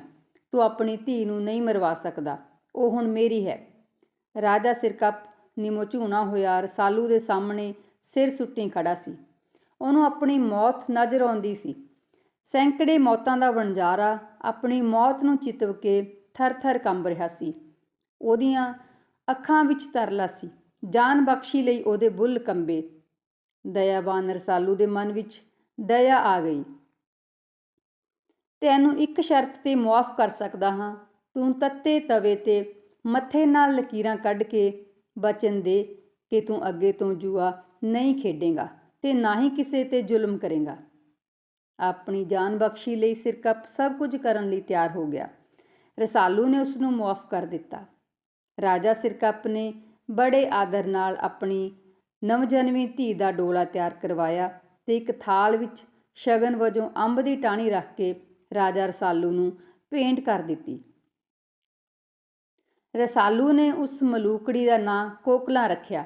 ਕੁਝ ਦਿਨ ਰਾਜਾ ਸਿਰਕੱਪ ਦੀ ਪ੍ਰਾਹੁਣਾਚਾਰੀ ਮਾਨਣ ਮਗਰੋਂ ਰਾਜਾ ਰਸਾਲੂ ਅੱਗੇ ਜਾਣ ਦੀ ਤਿਆਰੀ ਕਰਨ ਲੱਗਾ। ਸਿਰੀਕੋਟ ਤੋਂ ਵਿਦਾ ਹੋ ਕੇ ਰਸਾਲੂ ਨੇ ਖੇੜੀ ਮੂਰਤੀ ਦੀਆਂ ਪਹਾੜੀਆਂ ਵਿੱਚ ਜਾ ਡੇਰੇ ਲਾਏ। ਉੱਥੇ ਉਹਨੇ ਇੱਕ ਮਹਿਲ ਬਣਵਾਇਆ ਤੇ ਮਹਿਲ ਦੇ ਬਾਹਰ ਇੱਕ ਅੰਬ ਦਾ ਬੂਟਾ ਲਾ ਕੇ ਆਖਿਆ, ਜਦੋਂ ਇਸ ਬੂਟੇ ਨੂੰ ਬੂਰ ਪਵੇਗਾ ਉਦੋਂ ਕੋਕਲਾ ਮੁਟਿਆਰ ਬਣ ਜਾਵੇਗੀ। ਫਿਰ ਮੈਂ ਉਸ ਨਾਲ ਸ਼ਾਦੀ ਰਚਾ ਕੇ ਉਸ ਨੂੰ ਆਪਣੀ ਰਾਣੀ ਬਣਾ ਲਵਾਂਗਾ। ਕੋਕਲਾ ਨੂੰ ਇਸ ਪਹਾੜੀ ਮਹਿਲ ਵਿੱਚ ਰੱਖਿਆ ਗਿਆ। ਉਹ ਮਹਿਲ ਮਗਰੋਂ ਰਾਣੀ ਕੋਕਲਾਂ ਦੇ ਧੌਲਰ ਦੇ ਨਾਂ ਨਾਲ ਪ੍ਰਸਿੱਧ ਹੋਇਆ। ਕਲਮ ਕੱਲੀ ਉਹ ਜਵਾਨ ਹੋਣ ਲੱਗੀ। ਉਹਦੇ ਦਿਲ ਪਰਚਾਵੇ ਲਈ ਤੋਤਾ ਤੇ ਮੈਨਾ ਸਨ, ਜਿਨ੍ਹਾਂ ਨਾਲ ਉਹ ਆਪਣੇ ਦਿਲ ਦੀਆਂ ਗੱਲਾਂ ਕਰਦੀ ਰਹਿੰਦੀ। ਕਿਹੀ ਜ਼ਿੰਦਗੀ ਸੀ ਉਹਦੀ ਕਲਮ ਕੱਲੀ। ਉਹ ਮਹਿਲ ਦੇ ਕਿੰਗਰਿਆਂ 'ਤੇ ਖੜ੍ਹ ਕੇ ਪਹਾੜੀ ਨਜ਼ਾਰਿਆਂ ਦਾ ਆਨੰਦ ਮਾਣਦੀ ਹੋਈ ਰਸਾਲੂ ਨੂੰ ਉਡੀਕਦੀ ਰਹਿੰਦੀ। ਰਸਾਲੂ ਨਿੱਤ ਨਵੀਆਂ ਮੁਹਿੰਮਾਂ 'ਤੇ ਚੜ੍ਹਿਆ ਰਹਿੰਦਾ। ਉਹਨੂੰ ਸ਼ਿਕਾਰ ਖੇਡਣ ਦਾ ਅਵਲੜਾ ਰੋਗ ਸੀ। ਜੰਗਲ 'ਚ ਘੁੰਮਦਿਆਂ ਉਹ ਕੋਕਲਾ ਨੂੰ ਬਿਲਕੁਲ ਹੀ ਭੁੱਲ ਜਾਂਦਾ। ਸਮਾਂ ਬੀਤਦਾ ਗਿਆ। ਅੰਬ ਦੇ ਬੂਟੇ ਨੂੰ ਪਹਿਲਾ ਬੂਰ ਪਿਆ। ਇਹ ਕੋਕਲਾ ਦੇ ਜਵਾਨ ਹੋ ਜਾਣ ਦਾ ਸੰਕੇਤ ਸੀ। ਮਹਿਲੋਂ ਬਾਹਰ ਅੰਬੀਆਂ ਦੀ ਸੁਗੰਧ ਫੈਲੀ ਹੋਈ ਸੀ ਤੇ ਮਹਿਲਾਂ ਦੇ ਅੰਦਰ ਕੋਕਲਾ ਦਾ ਭਖ-ਭਖ ਕਰਦਾ ਜੋਬਨ ਲਪਟਾਂ ਛੱਡ ਰਿਹਾ ਸੀ। ਕੋਕਲਾ ਦੇ ਧੌਲਰ ਇੰਨੇ ਸੁਰੱਖਿਅਤ ਸਨ ਕਿ ਉੱਥੇ ਚਿੜੀ ਤੱਕ ਨਹੀਂ ਸੀ ਫੜਕ ਸਕਦੀ। ਇੱਕ ਰਸਾਲੂ ਸੀ ਜਿਸ ਨੂੰ ਹੋਰਨਾਂ ਸ਼ੌਂਕਾਂ ਤੋਂ ਵਿਹਲ ਨਹੀਂ ਸੀ ਮਿਲਦੀ। ਕੋਕਲਾ ਕਿਸੇ ਨਾਲ ਦੋ ਮਿੱਠੇ ਬੋਲ ਵੀ ਸਾਂਝੇ ਕਰਨ ਲਈ ਤਰਸ ਰਹੀ ਸੀ। ਉਹ ਆਏ ਦਿਨ ਸ਼ਿੰਗਾਰ ਕਰਦੀ ਤੇ ਧੌਲਰ ਦੀ ਬਾਰੀ ਵਿੱਚ ਬੈਠ ਕੇ ਰਸਾਲੂ ਨੂੰ ਉਡੀਕਦੀ। ਇੱਕ ਦਿਨ ਕੀ ਹੋਇਆ, ਰਾਜਾ ਰਸਾਲੂ ਆਪਣੀ ਮੁਹਿੰਮੇ ਚੜ੍ਹਿਆ ਹੋਇਆ ਸੀ ਕਿ ਅਚਨਚੇਤ ਸਿੰਧ ਦੇ ਰਾਜੇ ਅਟਕੀ ਮੱਲ ਦਾ ਜਵਾਨ ਬੇਟਾ ਰਾਜਾ ਹੋਡੀ ਸ਼ਿਕਾਰ ਖੇਡਦਾ ਖੇਡਦਾ ਰਾਣੀ ਕੋਕਲਾਂ ਦੇ ਧੌਲਰ ਕੋਲ ਆ ਗਿਆ। ਰਾਣੀ ਕੋਕਲਾਂ ਨੇ ਵੇਖਿਆ ਇੱਕ ਨੌਜਵਾਨ ਹੇਠਾਂ ਖੜੋਤਾ ਆਲੇ ਦੁਆਲੇ ਵੇਖ ਰਿਹਾ ਹੈ। ਉਸਨੇ ਉੱਤੋਂ ਖੰਗੂਰਾ ਮਾਰ ਕੇ ਗੱਭਰੂ ਦਾ ਧਿਆਨ ਆਪਣੇ ਵੱਲ ਖਿੱਚਿਆ। ਗੱਭਰੂ ਨੇ ਨਿਗਾਹਾਂ ਉਤਾਂਹ ਕਮਾਈ। ਬਾਰੀ ਵਿੱਚ ਖੜੋਤਾ ਚੰਦ ਦਾ ਟੁਕੜਾ ਉਹਨੂੰ ਵਿਖਾਈ ਦਿੱਤਾ। ਹੈਡੀ ਉਸਦੇ ਹੁਸਨ ਦੀ ਤਾਬ ਨਾ ਝੱਲ ਸਕਿਆ ਤੇ ਉਸਨੂੰ ਉੱਪਰ ਆਉਣ ਦਾ ਇਸ਼ਾਰਾ ਹੋਇਆ। ਮਹਿਲ ਦੇ ਦੁਆਰ 'ਤੇ ਬੜਾ ਭਾਰੀ ਪੱਥਰ ਪਿਆ ਸੀ, ਜਿਸ ਨੂੰ ਸਰਕਾ ਕੇ ਮਹਿਲ ਅੰਦਰ ਜਾਇਆ ਜਾ ਸਕਦਾ ਸੀ। ਹੋਡੀ ਤੋਂ ਪੱਥਰ ਪਰੇ ਨਾ ਹਟਾ ਹੋਇਆ। ਧੌਲਰ ਉੱਪਰ ਜਾਣ ਦਾ ਹੋਰ ਕੋਈ ਰਸਤਾ ਨਹੀਂ ਸੀ। ਆਖਰ ਕੋਕਲਾ ਨੇ ਉੱਪਰੋਂ ਕਮੰਦ ਸੁੱਟ ਕੇ ਉਸ ਨੂੰ ਆਪਣੇ ਕੋਲ ਸੱਦ ਲਿਆ। ਉਹ ਰਾਜਾ ਹੋਡੀ ਦੇ ਅੰਗ ਅੰਗ ਨੂੰ ਨਿਹਾਰ ਰਹੀ ਸੀ। ਟੁਰਨ ਲੱਗਿਆਂ ਹੋਡੀ ਨੇ ਮੁੜ ਆਉਣ ਦਾ ਇਕਰਾਰ ਕੀਤਾ ਤੇ ਕੁਮੰਦ ਰਾਹੀਂ ਮਹਿਲ ਤੋਂ ਥੱਲੇ ਉਤਰ ਗਿਆ ਤੇ ਕੋਕਲਾ ਹੋਡੀ ਨੂੰ ਉਦੋਂ ਤੱਕ ਵੇਖਦੀ ਰਹੀ ਜਦ ਤੱਕ ਉਹ ਉਹਦੀਆਂ ਨਜ਼ਰਾਂ ਤੋਂ ਓਹਲੇ ਨਾ ਹੋ ਗਿਆ। ਰਾਜਾ ਹੋਡੀ ਨੇ ਕੋਕਲਾ ਦੀ ਯਾਦ ਵਿੱਚ ਤੜਫਦਿਆਂ ਮਸਾਂ ਰਾਤ ਲੰਘਾਈ ਤੇ ਅਗਲੀ ਭਲਕ ਉਸ ਦੇ ਧੌਲਰ ਨੂੰ ਆ ਸਜਦਾ ਕੀਤਾ। ਇਸ ਤਰ੍ਹਾਂ ਇਹ ਹੁਸਨ ਇਸ਼ਕ ਦਾ ਸਿਲਸਿਲਾ ਕਈ ਦਿਨ ਚੱਲਦਾ ਰਿਹਾ। ਕੋਕਲਾ ਉੱਪਰੋਂ ਕੁਮੰਦ ਸੁੱਟਦੀ ਤੇ ਹੋਡੀ ਉੱਪਰ ਚਲਿਆ ਜਾਂਦਾ। ਇੱਕ ਦਿਨ ਕਿਧਰੇ ਰਸਾਲੂ ਅਚਨਚੇਤ ਸਾਜਰੇ ਵਾਪਸ ਆ ਗਿਆ। ਉਹਨੇ ਵੇਖਿਆ ਕੋਈ ਗੱਭਰੂ ਉਹਦੇ ਮਹਿਲਾਂ ਤੋਂ ਕੁਮੰਦ ਰਾਹੀਂ ਹੇਠਾਂ ਉਤਰ ਰਿਹਾ ਹੈ। ਇਹ ਕੌਣ ਸੀ ਜਿਹਨੇ ਉਹਦੇ ਮਹਿਲਾਂ ਨੂੰ ਸੰਨ ਲਾ ਲਈ ਸੀ? ਹੋਡੀ ਹੇਠਾਂ ਉਤਰਿਆ। ਦੋਹਾਂ ਨੇ ਇੱਕ ਦੂਜੇ ਨੂੰ ਲਲਕਾਰਿਆ। ਤਲਵਾਰਾਂ ਮਿਆਨਾਂ ਵਿੱਚੋਂ ਬਾਹਰ ਧਰੂ ਲਈਆਂ। ਦੋਹਾਂ ਨੇ ਬੜੀ ਫੁਰਤੀ ਨਾਲ ਇੱਕ ਦੂਜੇ 'ਤੇ ਵਾਰ ਕੀਤੇ। ਰਾਜਾ ਰਸਾਲੂ ਦਾ ਵਾਰ ਹੀ ਅਜਿਹਾ ਸੀ ਕਿ ਹੋਡੀ ਉਹਦਾ ਵਾਰ ਨਾ ਝੱਲ ਸਕਿਆ। ਹੋਡੀ ਦਾ ਸਿਰ ਉਹਦੇ ਧੜ ਨਾਲੋਂ ਵੱਖ ਹੋ ਗਿਆ। ਕੋਕਲਾ ਮਹਿਲ ਉੱਪਰ ਖੜੋਤੀ ਹੇਠਾਂ ਸਾਰਾ ਦ੍ਰਿਸ਼ ਵੇਖ ਰਹੀ ਸੀ। ਰਾਜਾ ਹੋਡੀ ਦੀ ਤੜਫਦੀ ਵੇਹ ਨੂੰ ਵੇਖਦਿਆਂ ਹੀ ਉਹਨੇ ਮਹਿਲ ਦੀ ਖਿੜਕੀ ਤੋਂ ਹੇਠਾਂ ਛਾਲ ਮਾਰ ਦਿੱਤੀ ਤੇ ਡਿੱਗਦਿਆਂ ਹੀ ਉਸ ਦਾ ਸਿਰ ਖੱਖੜੀ ਖੱਖੜੀ ਹੋ ਗਿਆ ਤੇ ਉਹਦੇ ਪ੍ਰਾਣ ਪੰਖੇਰੂ ਉੱਡ ਗਏ। ਰਾਣੀ ਕੋਕਲਾਂ ਦੇ ਧੌਲਰਾਂ ਵਿੱਚ ਸਨਾਟਾ ਛਾ ਗਿਆ। ਉਹਦੀ ਮੈਨਾ ਤੇ ਪਿਆਰੇ ਤੋਤੇ ਨੇ ਖੰਭ ਫੜਫੜਾਏ ਤੇ ਅਸਮਾਨ ਵਿੱਚ ਉਡਾਰੀ ਮਾਰ ਗਏ। ਰਾਜਾ ਰਸਾਲੂ ਆਪਣੀ ਰਾਣੀ ਕੋਕਲਾਂ ਦੀ ਬੇਵਫਾਈ ਤੇ ਹੰਝੂ ਕੇਰਦਾ ਹੋਇਆ ਆਪਣੇ ਘੋੜੇ ਕੋਲ ਆਇਆ। ਦੋਹਾਂ ਲਾਸ਼ਾਂ ਨੂੰ ਰੱਸੇ ਨਾਲ ਬੰਨ੍ਹ ਕੇ ਘੋੜੇ ਦੀ ਪਿੱਠ ਤੇ ਦੋਹੀਂ ਪਾਸਿਓਂ ਲਟਕਾ ਕੇ ਉਸ ਨੂੰ ਜੰਗਲ ਵੱਲ ਰਵਾਨਾ ਕਰ ਦਿੱਤਾ ਤੇ ਆਪ ਆਪਣੇ ਸ਼ਹਿਰ ਸਿਆਲਕੋਟ ਵੱਲ ਨੂੰ ਚਾਲੇ ਪਾ ਦਿੱਤੇ। ਕਹਿੰਦੇ ਹਨ ਮਗਰੋਂ ਹੋਡੀ ਦੇ ਭਰਾਵਾਂ ਨੇ ਰਸਾਲੂ ਨੂੰ ਸਿਆਲਕੋਟ ਆ ਘੇਰਿਆ ਤੇ ਉਹ ਉਹਨਾਂ ਨਾਲ ਲੜਦਾ ਹੋਇਆ ਆਪਣੀ ਜਾਨ 'ਤੇ ਖੇਡ ਗਿਆ। ਸਦੀਆਂ ਬੀਤਣ ਮਗਰੋਂ ਵੀ ਪੰਜਾਬ ਦੇ ਲੋਕ ਕਵੀ ਆਪਣੇ ਸੂਰਮੇ ਪੰਜਾਬੀ ਰਾਜੇ ਰਸਾਲੂ ਦੀਆਂ ਵਾਰਾਂ ਗਾ ਕੇ ਉਸ ਨੂੰ ਯਾਦ ਕਰਦੇ ਹਨ। ਮੈਂ ਉਮੀਦ ਕਰਦੀ ਹਾਂ ਤੁਹਾਨੂੰ ਇਹ ਕਹਾਣੀ ਵਧੀਆ ਲੱਗੇਗੀ। ਧੰਨਵਾਦ ਜੀ। ਅੱਜ ਦੀ ਵੀਡੀਓ ਦੇ ਵਿੱਚ ਅਸੀਂ ਗੱਲ ਕਰਾਂਗੇ ਲੋਕ ਨਾਇਕ ਜੱਗਾ ਸੂਰਮਾ ਬਾਰੇ। ਅੱਜ ਦੇ ਬੱਚਿਆਂ ਨੇ ਤਾਂ ਇਸ ਨੂੰ ਨਹੀਂ ਸੁਣਿਆ ਹੋਵੇਗਾ, ਪਰ ਤੁਸੀਂ ਜ਼ਰੂਰ ਇਸ ਵੀਡੀਓ ਦੇ ਜ਼ਰੀਏ ਬੱਚਿਆਂ ਨੂੰ ਜਿਹੜੀ ਜਾਣਕਾਰੀ ਹੈ ਦੇਣੀ ਹੈ, ਤਾਂ ਜੋ ਜਿਹੜੇ ਬੱਚੇ ਨੇ ਪੁਰਾਣੀਆਂ ਜਿਹੜੀਆਂ ਇਹ ਦੰਤ ਕਥਾਵਾਂ ਨੇ ਉਹਨਾਂ ਤੋਂ ਕੁਛ ਜਿਹੜੀ ਵਧੀਆ ਸਿੱਖਿਆ ਉਹ ਲੈ ਸਕਣ। ਜੱਗਾ ਪੰਜਾਬ ਦਾ ਇੱਕ ਪ੍ਰਸਿੱਧ ਧਾੜਵੀ ਲੋਕ ਨਾਇਕ ਸੀ, ਜਿਸ ਦੀ ਬਹਾਦਰੀ ਦੀਆਂ ਅਨੇਕਾਂ ਦੰਦ ਕਥਾਵਾਂ ਪ੍ਰਚਲਿਤ ਹਨ। ਇਹ ਆਮ ਤੌਰ 'ਤੇ ਜਗੀਰਦਾਰਾਂ ਅਤੇ ਸ਼ਾਹੂਕਾਰਾਂ ਜਾਂ ਧਨਵਾਨਾਂ ਨੂੰ ਲੁੱਟਦਾ ਅਤੇ ਲੁੱਟ ਵਿੱਚ ਪ੍ਰਾਪਤ ਹੋਏ ਧਨ ਨੂੰ ਗਰੀਬਾਂ ਵਿੱਚ ਵੰਡ ਕੇ ਦੁਖੀਆਂ ਦੀ ਸਹਾਇਤਾ ਕਰਕੇ ਜਸ ਖੱਟਦਾ ਸੀ। ਇਸ ਨੇ ਕਈ ਲੋੜਵੰਦ ਕੁੜੀਆਂ ਦੇ ਵਿਆਹ ਕੀਤੇ। ਧੀਆਂ ਭੈਣਾਂ ਨੂੰ ਬੇਇੱਜ਼ਤ ਕਰਨ ਵਾਲਿਆਂ ਲਈ ਇਹ ਹਊਆ ਸੀ ਅਤੇ ਲੋੜਵੰਦਾਂ ਦਾ ਮਸੀਹਾ ਸੀ। ਲਾਹੌਰ ਤੋਂ ਲੋਕ ਤਵਾਰੀਖ ਦੇ ਲੇਖਕ ਸ਼ਨਾਵਰ ਚੱਦਰ ਪ੍ਰਸਿੱਧ ਪੰਜਾਬੀ ਸਾਹਿਤਕਾਰ ਰਾਜਾ ਰਸਾਲੂ ਦੇ ਹਵਾਲੇ ਨਾਲ ਲਿਖਦੇ ਨੇ ਕਿ ਪੰਜਾਬ ਦੇ ਹਰ ਗੈਰਤਮੰਦ ਜਣੇ ਨੂੰ ਧਾੜਵੀਆਂ ਭਾਵ ਬਾਹਰੋਂ ਆ ਕੇ ਰਾਜ ਕਰਨ ਵਾਲਿਆਂ ਨੇ ਬਾਗੀ ਅਤੇ ਡਾਕੂ ਆਖ ਕੇ ਫਾਂਸੀ ਚਾੜਿਆ। ਦੁੱਲਾ ਭੱਟੀ, ਅਹਿਮਦ ਖਾਂ ਖਰਲ, ਮੁਰਾਨ ਫਤਿਆਨਾ, ਇਮਾਮਦੀਨ ਗੋਹਾਨਾ ਅਤੇ ਭਗਤ ਸਿੰਘ ਇਸ ਦੀਆਂ ਮਿਸਾਲਾਂ ਹਨ। ਪੈਰ ਪੈਰ ਉੱਤੇ ਇੱਥੇ ਜਾਨ ਦੀ ਕੁਰਬਾਨੀ ਦਿੱਤੀ ਗਈ। ਜੱਗੇ ਜੱਟ ਦੀ ਕਹਾਣੀ ਵੀ ਕੁਝ ਅਜਿਹੀ ਹੀ ਹੈ। ਉਹਦੇ ਖਿਲਾਫ ਸਮਾਜ ਦੇ ਚੌਧਰੀਆਂ ਨੇ ਕੁਝ ਅਜਿਹੇ ਨਫ਼ਰਤ ਦੇ ਬੀਜ ਬੀਜੇ ਕਿ ਲੋਕ ਅੱਜ ਵੀ ਉਹਨੂੰ ਜੱਗਾ ਡਾਕੂ ਹੀ ਆਖਦੇ ਨੇ। ਪਰ ਜੱਗੇ ਦੀ ਕਹਾਣੀ ਜਿਹੜੀ 2 ਵਸੀਲਿਆਂ ਤੱਕ ਇੱਥੇ ਪਹੁੰਚੀ ਹੈ, ਉਹਨੂੰ ਪੜ੍ਹ ਕੇ ਪਤਾ ਚੱਲਦਾ ਹੈ ਕਿ ਉਹ ਡਾਕੂ ਨਹੀਂ, ਲੋਕ ਨਾਇਕ ਸੀ। ਪੰਜਾਬੀ ਦੇ ਪ੍ਰਸਿੱਧ ਸਾਹਿਤਕਾਰ ਅਤੇ ਲਾਹੌਰ ਵਿੱਚ ਰਹਿੰਦੇ ਰਾਈਟਰਜ਼ ਗਿਲਡ ਆਫ ਪਾਕਿਸਤਾਨ ਦੇ ਸਕੱਤਰ ਰਾਜਾ ਰਸਾਲੂ ਦੱਸਦੇ ਹਨ ਕਿ ਅੱਜ ਤੋਂ 30-32 ਸਾਲ ਪਹਿਲਾਂ ਮੈਂ ਕਸੂਰ ਸਬ ਡਿਵੀਜ਼ਨ ਦੇ ਪਿੰਡ ਰਾਮ ਥੰਮਣ ਗਿਆ, ਜਿੱਥੇ ਵਿਸਾਖੀ ਦਾ ਤਕੜਾ ਮੇਲਾ ਲੱਗਦਾ ਹੈ। ਉੱਥੇ ਮੇਰੀ ਮੁਲਾਕਾਤ ਬਾਬਾ ਹਰੀਦਾਸ ਨਾਲ ਹੋਈ। ਹਰੀਦਾਸ ਉਹ ਬੰਦਾ ਸੀ ਜਿਸ ਦੇ ਪਿਓ ਨੂੰ ਮੁਖਬਰੀ ਕਰਨ ਦੇ ਦੋਸ਼ ਵਿੱਚ ਜੱਗੇ ਨੇ ਉਹਦੀ ਹੀ ਹਵੇਲੀ ਦੀ ਕੰਧ ਨਾਲ ਖੜਾ ਕਰਕੇ ਗੋਲੀ ਮਾਰੀ ਸੀ। ਜੱਗੇ ਬਾਰੇ ਦੂਜੀ ਦੱਸ ਮੈਨੂੰ ਬਰਕਤ ਅਲੀ ਖੋਖਰ ਨੇ ਪਾਈ, ਜਿਹਦਾ ਚਾਚਾ ਸ਼ੇਰ ਮੁਹੰਮਦ ਰਾਮ ਥੰਮਣ ਵਿੱਚ ਹਕੀਮ ਸੀ। ਬਰਕਤ ਅਲੀ ਨੇ ਆਪਣੇ ਚਾਚੇ ਸ਼ੇਰ ਮੁਹੰਮਦ ਤੋਂ ਸੁਣੀ ਗੱਲਬਾਤ ਦਾ ਹਵਾਲਾ ਦਿੰਦਿਆਂ ਦੱਸਿਆ, ਇੱਕ ਹਨੇਰੀ ਰਾਤ ਨੂੰ ਉਸਦੇ ਚਾਚੇ ਹਕੀਮ ਸ਼ੇਰ ਮੁਹੰਮਦ ਦਾ ਬੂਹਾ ਖੜਕਿਆ। ਜਦ ਉਸਨੇ ਬਾਹਰ ਨਿਕਲ ਕੇ ਦੇਖਿਆ ਤਾਂ ਆਉਣ ਵਾਲਿਆਂ ਨੇ ਉਸਨੂੰ ਝਪਟ ਕੇ ਘੋੜੀ ਉੱਤੇ ਸੁੱਟ ਲਿਆ ਤੇ ਉਸਦਾ ਦਵਾਈਆਂ ਵਾਲਾ ਥੈਲਾ ਚੁੱਕ ਕੇ ਚੁੱਪਚਾਪ ਨਾਲ ਜਾਣ ਲਈ ਆਖ ਲੈ ਤੁਰੇ। ਉਹਨਾਂ ਨੇ ਕਈ ਮੀਲ ਦਾ ਪੈਂਡਾ ਤੈਅ ਕਰਨ ਪਿੱਛੋਂ ਉਸਨੂੰ ਇੱਕ ਘਣੀ ਰੱਖ ਵਿੱਚ ਜਾ ਉਤਾਰਿਆ, ਜਿੱਥੇ ਉਹਨਾਂ ਦਾ ਸਾਥੀ ਛਵੀ ਦੇ ਫੱਟ ਨਾਲ ਤੜਫ ਰਿਹਾ ਸੀ। ਸ਼ੇਰ ਮੁਹੰਮਦ ਨੇ ਉਹਦੀ ਮਰਮ ਪੱਟੀ ਕੀਤੀ ਅਤੇ ਇਲਾਜ ਲਈ ਉਸਨੂੰ ਕਈ ਦਿਨ ਉੱਥੇ ਹੀ ਰੁਕਣਾ ਪਿਆ। ਜਦ ਜ਼ਖਮ ਠੀਕ ਹੋ ਗਿਆ ਤਾਂ ਉਹ ਸ਼ੇਰ ਮੁਹੰਮਦ ਨੂੰ ਘਰ ਛੱਡ ਗਏ। ਫਿਰ ਕਈ ਵਾਰ ਉਸਨੂੰ ਰੱਖ ਵਿੱਚ ਮਰਮ ਪੱਟੀ ਕਰਨ ਦੇ ਲਈ ਲਿਜਾਇਆ ਗਿਆ। ਇੱਕ ਵਾਰ ਜਦ ਉਸਨੇ ਘਰ ਜਾਣ ਦੀ ਇਜਾਜ਼ਤ ਮੰਗੀ ਤਾਂ ਪਿੱਛੋਂ ਆਵਾਜ਼ ਆਈ, ਖਲੋਤਾ ਰਹੋ ਉੱਥੇ ਹੀ। ਸ਼ੇਰ ਮੁਹੰਮਦ ਦੇ ਮੂੰਹੋਂ ਡਰਦੇ ਮਾਰਿਆਂ ਸਿਰਫ ਇੰਨਾ ਹੀ ਨਿਕਲਿਆ, ਜੋ ਹੁਕਮ ਹਜ਼ੂਰ। ਤੂੰ ਸਾਡੇ ਸੱਜਣ ਦਾ ਇਲਾਜ ਕੀਤਾ ਏ, ਖਾਲੀ ਹੱਥ ਕਿਵੇਂ ਜਾ ਸਕਣਾ ਏ? ਨਾਲ ਹੀ ਰੁਪਇਆਂ ਦੀ ਛਣਕਾਰ ਨਾਲ ਰਕਮ ਦਾ ਢੇਰ ਲੱਗ ਗਿਆ। ਇਹ ਤੇਰਾ ਇਨਾਮ ਏ, ਅੱਜ ਤੋਂ ਤੈਨੂੰ ਇੱਥੇ ਆਉਣ ਦੀ ਲੋੜ ਨਹੀਂ। ਅਸੀਂ ਕਿਸੇ ਦਿਨ ਆਪ ਤੇਰੇ ਪਿੰਡ ਆ ਕੇ ਤੈਨੂੰ ਭਾਜੀ ਦੇ ਦਿਆਂਗੇ। ਨਾਲ ਹੀ ਉਸਨੇ ਆਪਣੇ ਸਾਥੀਆਂ ਨੂੰ ਹੁਕਮ ਦਿੱਤਾ ਕਿ ਸਾਡੇ ਇਸ ਮਿੱਤਰ ਨੂੰ ਇਹਦੇ ਪਿੰਡ ਹਿਫਾਜ਼ਤ ਨਾਲ ਛੱਡ ਆਓ। ਇਹ ਕਿੱਸਾ ਸੁਣਾਇਆ ਸੀ ਹਕੀਮ ਸ਼ੇਰ ਮੁਹੰਮਦ ਦੇ ਭਤੀਜੇ ਬਰਕਤ ਅਲੀ ਨੇ।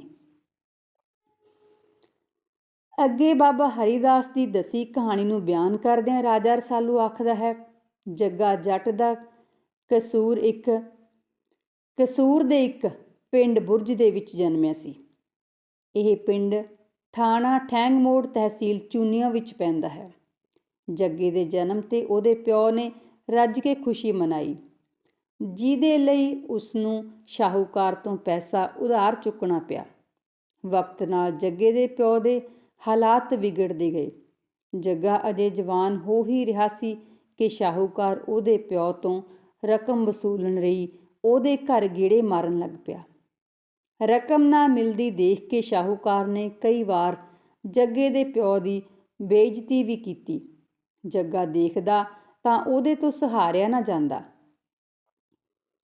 ਅਖੀਰ ਇੱਕ ਦਿਨ ਜੱਗੇ ਦਾ ਘਰ ਸ਼ਾਹੂਕਾਰ ਨੇ ਕੁਰਕ ਕਰਵਾ ਲਿਆ।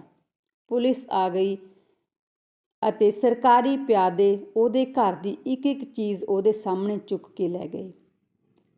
ਇਸ ਦੁੱਖ ਪਾਰੋਂ ਜੱਗੇ ਦਾ ਪਿਓ ਮਰ ਗਿਆ। ਬਸ ਇੱਥੋਂ ਹੀ ਸ਼ਾਹੂਕਾਰਾਂ ਨਾਲ ਜੱਗੇ ਦੀ ਟਿੱਕ ਭਿੜ ਗਈ। ਇੱਕ ਦਿਨ ਜੱਗੇ ਨੇ ਉਸ ਸ਼ਾਹੂਕਾਰ ਨੂੰ ਕਤਲ ਕਰ ਦਿੱਤਾ ਜਿਸ ਨੇ ਉਹਦਾ ਘਰ-ਬਾਰ ਕੁਰਕ ਕਰਵਾਇਆ ਸੀ। ਇਹ ਜੱਗੇ ਦਾ ਪਹਿਲਾ ਕਤਲ ਸੀ।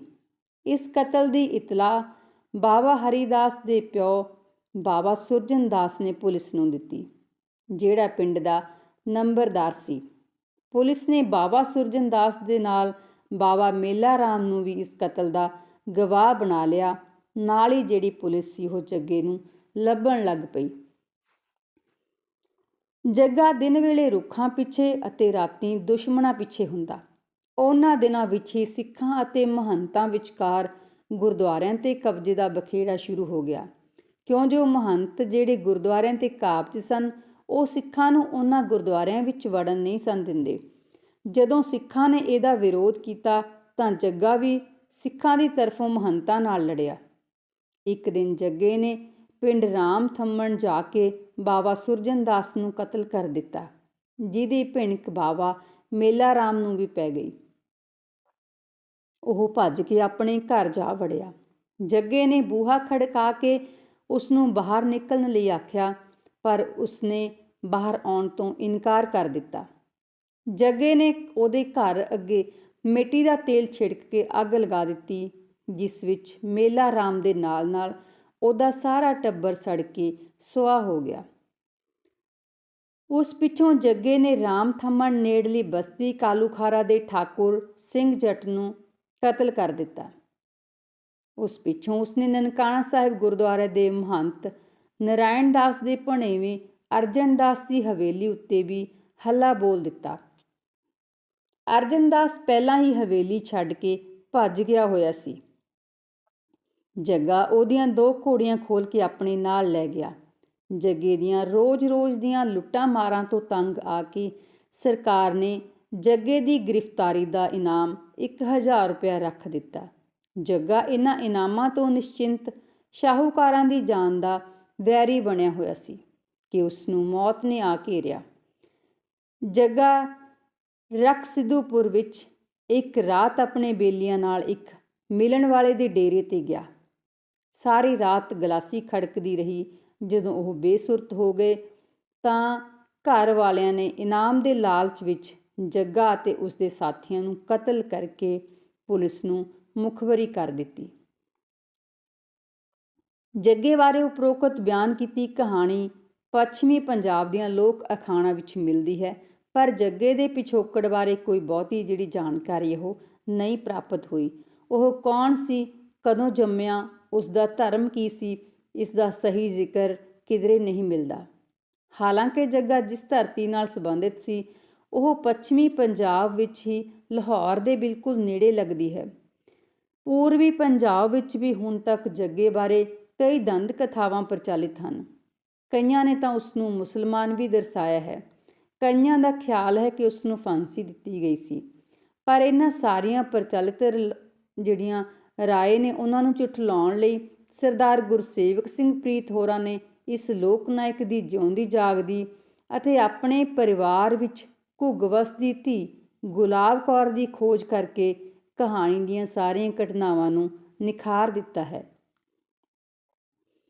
ਸਰਦਾਰ ਗੁਰਸੇਵਕ ਸਿੰਘ ਪ੍ਰੀਤ ਜੀ ਗੁਲਾਬ ਕੌਰ ਦੇ ਪਿੰਡ ਦਾ ਜ਼ਿਕਰ ਕਰਦਿਆਂ ਦੱਸਦੇ ਹਨ ਕਿ ਮੁਕਤਸਰ ਸਾਹਿਬ ਤੋਂ 54 ਕਿਲੋਮੀਟਰ ਪੂਰਬ ਵੱਲ ਮਲੋਟ ਡੱਬਵਾਲੀ ਮਾਰਗ ਉੱਤੇ ਪਿੰਡ ਬਨਵਾਲਾ ਅਨੁਸਥਿਤ ਹੈ। ਇਸ ਦਾ ਵਿਧਾਨ ਸਭਾ ਹਲਕਾ ਲੰਬੀ ਹੈ। ਮਲਵਈ ਦਿੱਖ ਵਾਲੇ ਇਸ ਪਿੰਡ ਦੀ ਜ਼ਮੀਨ ਚੰਗੀ ਉਪਜਾਊ ਹੈ। ਕਹਿੰਦੇ ਨੇ ਇਸ ਪਿੰਡ ਦੀ ਮੋਹੜੀ ਅਨੂ ਮੁਹੰਮਦ ਨਾਂ ਦੇ ਮੁਸਲਮਾਨ ਜਾਗੀਰਦਾਰ ਨੇ ਗੱਡੀ ਸੀ। ਉਸਦੇ 2 ਪੁੱਤਰ ਸਨ। ਬਾਅਦ ਵਿੱਚ ਵੱਡੇ ਮੁੰਡੇ ਦੇ ਹਿੱਸੇ ਦੀ ਜ਼ਮੀਨ ਭਗਤਾ ਭਾਈਕਾ ਦੇ ਜੱਟਾਂ ਨੇ ਖਰੀਦ ਲਈ। ਪਾਕਿਸਤਾਨ ਬਣਨ ਤੋਂ ਬਾਅਦ ਇੱਥੇ ਸਿੱਧੂ ਗੋਤ ਦੇ ਲੋਕ ਆਬਾਦ ਹੋ ਗਏ। ਲੇਖਕ ਲਿਖਦਾ ਹੈ ਕਿ ਜਦੋਂ ਮੈਂ ਜੱਗੇ ਜੱਟ ਦੀ ਧੀ ਗੁਲਾਬ ਕੌਰ ਨੂੰ ਮਿਲਣ ਗਿਆ ਤਾਂ ਉਹ ਖੁੱਲ੍ਹੇ ਡੁੱਲੇ ਪੇਂਡੂ ਦਿੱਖ ਵਾਲੇ ਘਰ ਦੇ ਵਿਹੜੇ ਵਿੱਚ ਆਪਣੇ ਪੋਤਰੇ ਨਾਲ ਬੈਠੀ ਧੁੱਪ ਸੇਕ ਰਹੀ ਸੀ। ਮੈਂ ਦੇਖਦਿਆਂ ਹੀ ਸਮਝ ਗਿਆ ਕਿ ਇਹ ਉਹ ਔਰਤ ਹੋਵੇਗੀ ਜਿਸ ਦਾ ਬਾਪੂ ਪੰਜਾਬੀਆਂ ਦੇ ਦਿਲਾਂ ਦੀ ਧੜਕਣ ਅਤੇ ਲੋਕ ਗੀਤਾਂ ਦੀ ਸ਼ਾਨ ਜੱਗਾ ਸੂਰਮਾ ਹੈ।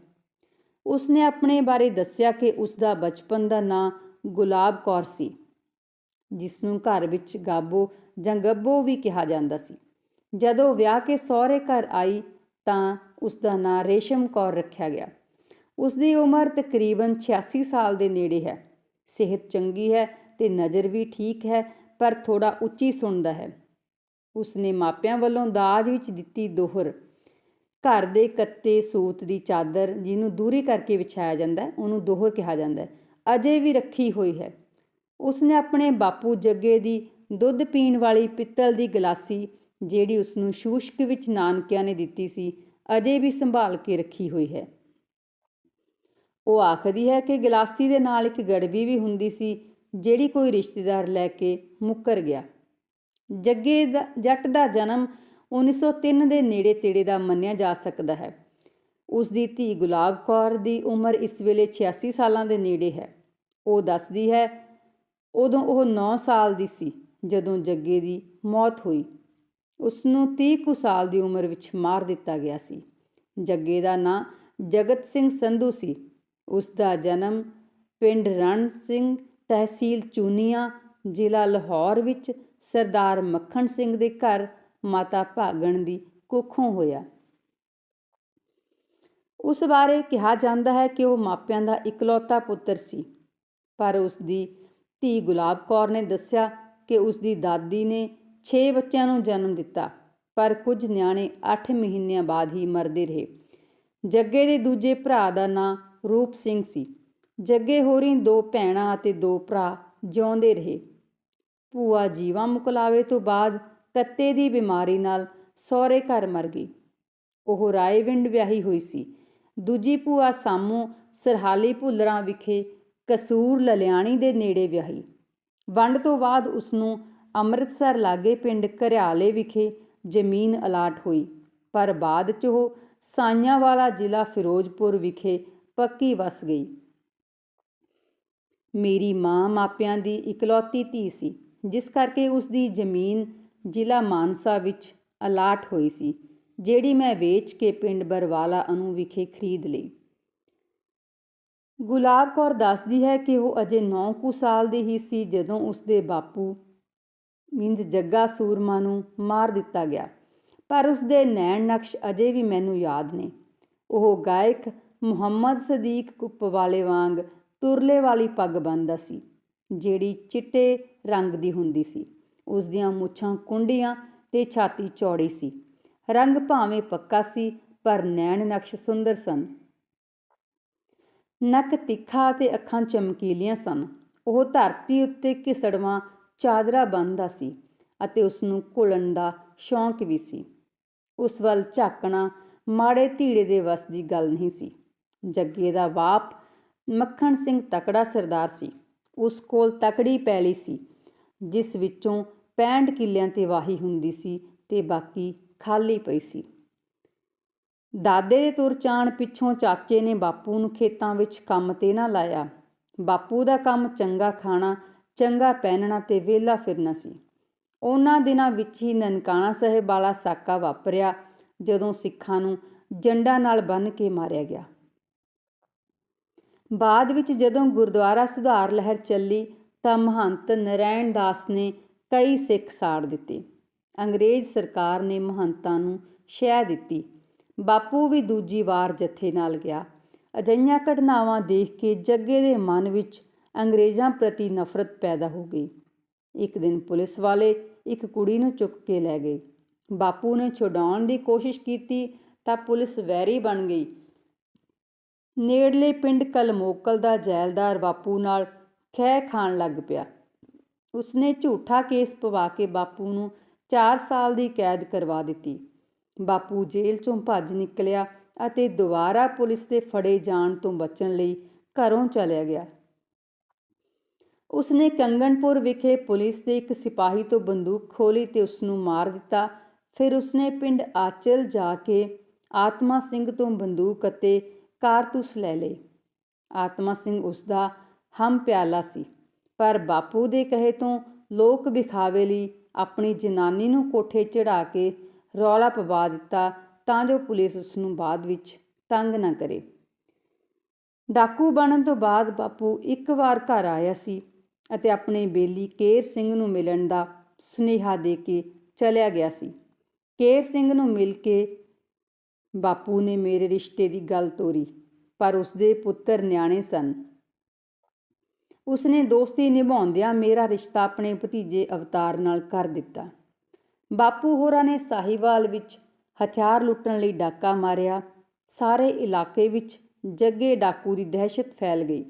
ਇੱਕ ਵਾਰ ਫਿਰ ਬਾਪੂ ਮੇਰੇ ਸਹੁਰੇ ਗੁਲਾਬ ਸਿੰਘ ਨੂੰ ਸੱਦ ਕੇ ਆਖਿਆ ਕਿ ਮੈਂ ਹੁਣ ਡਾਕੂ ਬਣ ਗਿਆ ਹਾਂ, ਜੇ ਹੁਣ ਤੂੰ ਵੀ ਚਾਹੇ ਤਾਂ ਰਿਸ਼ਤੇ ਨੂੰ ਨਾ ਕਰ ਸਕਦਾ ਹੈ।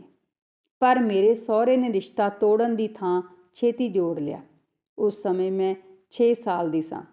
ਬਾਪੂ ਦੀ ਮੌਤ ਤੋਂ ਬਾਅਦ ਉਸਦੇ ਬੇਲੀ ਪਿੰਡ ਕੁਲਮੋਕਰ ਦੇ ਸਰਦਾਰ ਨੇ ਆਪਣੀ ਕੀਮਤੀ ਘੋੜੀ ਹੀਰੀ ਮੈਨੂੰ ਦਾਜ ਵਿੱਚ ਦਿੱਤੀ, ਜਿਹੜੀ ਢੋਲ ਦੀ ਤਾਲ 'ਤੇ ਨਾਚ ਕਰਦੀ ਸੀ। ਬਾਪੂ ਮਲੰਗੀ ਫਕੀਰ ਦਾ ਯਾਰ ਸੀ ਅਤੇ ਬਹੁਤਾ ਸਮਾਂ ਉਹਦੇ ਡੇਰੇ 'ਤੇ ਹੀ ਰਹਿੰਦਾ ਸੀ, ਜਿਹੜਾ ਸਿੱਧੂਪੁਰਾ ਵਿਖੇ ਸੀ। ਮਲੰਗੀ ਆਪ ਵੀ ਪ੍ਰਸਿੱਧ ਡਾਕੂ ਸੀ, ਜਿਸ ਬਾਰੇ ਕਹਾਵਤ ਪ੍ਰਚਲਿਤ ਸੀ, ਦਿਨੇ ਰਾਜ ਫਰੰਗੀ ਦਾ, ਰਾਤੀ ਰਾਜ ਮਲੰਗੀ ਦਾ। ਜੱਗੇ ਨੇ ਆਪਣੇ ਡੇਰੇ ਉੱਤੇ ਅੰਨ ਪਾਣੀ ਬਣਾਉਣ ਲਈ ਲਾਖੂਕੇ ਪਿੰਡ ਦੇ ਨਾਈਆਂ ਦਾ ਇੱਕ ਮੁੰਡਾ ਰੱਖਿਆ ਹੋਇਆ ਸੀ, ਜਿਸ ਦਾ ਨਾਂ ਲਾਲੂ ਨਾਈ ਸੀ। ਜੱਗੇ ਦੇ ਡਾਕਿਆਂ ਤੋਂ ਤੰਗ ਆ ਕੇ ਅੰਗਰੇਜ਼ ਸਰਕਾਰ ਨੇ ਉਸਦੇ ਸਿਰ ਦਾ ਇਨਾਮ 1 ਲੱਖ ਰੁਪਇਆ, ਇੱਕ ਘੋੜੀ ਅਤੇ ਜ਼ਮੀਨ, ਜਿਹੜਾ ਕਿ ਗੁਲਾਬ ਕੌਰ ਨੇ ਦੱਸਿਆ, ਉਹ ਰੱਖਿਆ ਗਿਆ ਸੀ। ਲਾਲੂ ਨਾਈ ਇਨਾਮ ਦੇ ਲਾਲਚ ਵਿੱਚ ਆ ਗਿਆ। ਉਸਦੇ 5 ਭਰਾ ਸਨ, ਜਿਹੜੇ ਸ਼ਰਾਬ ਕੱਢਣ ਅਤੇ ਵੇਚਣ ਦਾ ਕੰਮ ਕਰਦੇ ਸਨ। ਲਾਲੂ ਨੇ ਆਪਣੇ ਭਰਾਵਾਂ ਨੂੰ ਬੁਲਾ ਲਿਆ ਜਿਹੜੇ ਸ਼ਰਾਬ ਵਿੱਚ ਧਤੂਰਾ ਰਲਾ ਕੇ ਲੈ ਆਏ। ਜੱਗਾ ਤੇ ਸੋਹਣ ਤੇਲੀ दारू ਪੀਣ ਲੱਗ ਗਏ ਅਤੇ ਬੰਤ ਸਿੰਘ ਥੋੜ੍ਹੀ दारू ਪੀ ਕੇ ਆਪਣੇ ਘਰ ਨੂੰ ਚੱਲ ਪਿਆ। ਜਦੋਂ ਜੱਗਾ ਤੇ ਸੋਹਣ ਤੇਲੀ ਬੇਹੋਸ਼ ਹੋ ਗਏ ਤਾਂ ਨਾਈ ਨੇ ਗੋਲੀਆਂ ਮਾਰ ਕੇ ਦੋਵਾਂ ਨੂੰ ਮਾਰ ਦਿੱਤਾ। ਜਦੋਂ ਗੋਲੀਆਂ ਦੀ ਆਵਾਜ਼ ਸੁਣ ਕੇ ਬੰਤ ਸਿੰਘ ਵਾਪਸ ਆਇਆ ਤਾਂ ਉਸਨੂੰ ਵੀ ਗੋਲੀਆਂ ਮਾਰ ਦਿੱਤੀਆਂ ਅਤੇ ਤਿੰਨੋਂ ਸਾਥੀ ਉੱਥੇ ਹੀ ਪੂਰੇ ਹੋ ਗਏ। ਅੰਗਰੇਜ਼ਾਂ ਦਾ ਰਾਜ ਸੀ। ਜੇਲ੍ਹ ਵਿੱਚ ਬਹੁਤੇ ਕੈਦੀ ਸਰਕਾਰ ਦੇ ਦੁਸ਼ਮਣ ਜਾਂ ਕ੍ਰਾਂਤੀਕਾਰੀ ਹੀ ਹੁੰਦੇ ਸਨ। ਲਾਲੂ ਨੂੰ ਵੀ ਡਾਕੂਆਂ ਦਾ ਸਾਥੀ ਹੋਣ ਕਰਕੇ ਜੇਲ੍ਹ ਹੋ ਗਈ।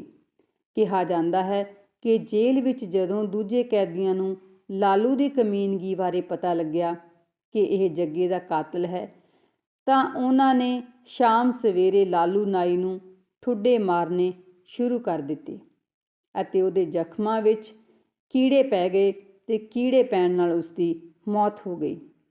ਜਦੋਂ ਬਾਪੂ ਦੀ ਮੌਤ ਹੋਈ ਤਾਂ ਫੱਗਣ ਦੇ ਮਹੀਨੇ ਦੇ 2 ਦਿਨ ਰਹਿੰਦੇ ਸਨ ਤੇ ਉਸ ਦਾ ਸੰਸਕਾਰ ਚੇਤ ਦੀ ਪਹਿਲੀ ਤਾਰੀਖ ਨੂੰ ਕੀਤਾ ਗਿਆ।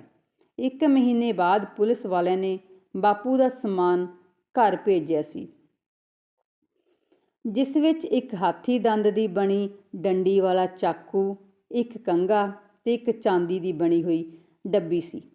ਹੁਣ ਇਹਦੇ ਵਿੱਚ ਜਿਹੜੀ ਸੀ ਗੱਲ ਬਿਲਕੁਲ ਐਂਡ 'ਤੇ ਕੀਤੀ ਹੈ ਸਾਰੀ, ਇਹ ਉਹਨਾਂ ਦੀ ਜਿਹੜੀ ਬੇਟੀ ਹੈ, ਲੜਕੀ ਹੈ ਗੁਲਾਬ ਕੌਰ, ਜੱਗੇ ਦੀ ਲੜਕੀ ਗੁਲਾਬ ਕੌਰ, ਉਹਨੇ ਦੱਸੀਆਂ ਨੇ ਜਿਹੜੀਆਂ ਕੁਛ ਗੱਲਾਂ ਸਾਡੇ ਕੋਲ ਪਹਿਲਾਂ ਨਹੀਂ, ਸਾਡੇ ਕੋਲ ਉਹਨਾਂ ਬਾਰੇ ਜਾਣਕਾਰੀ ਨਹੀਂ ਸੀ।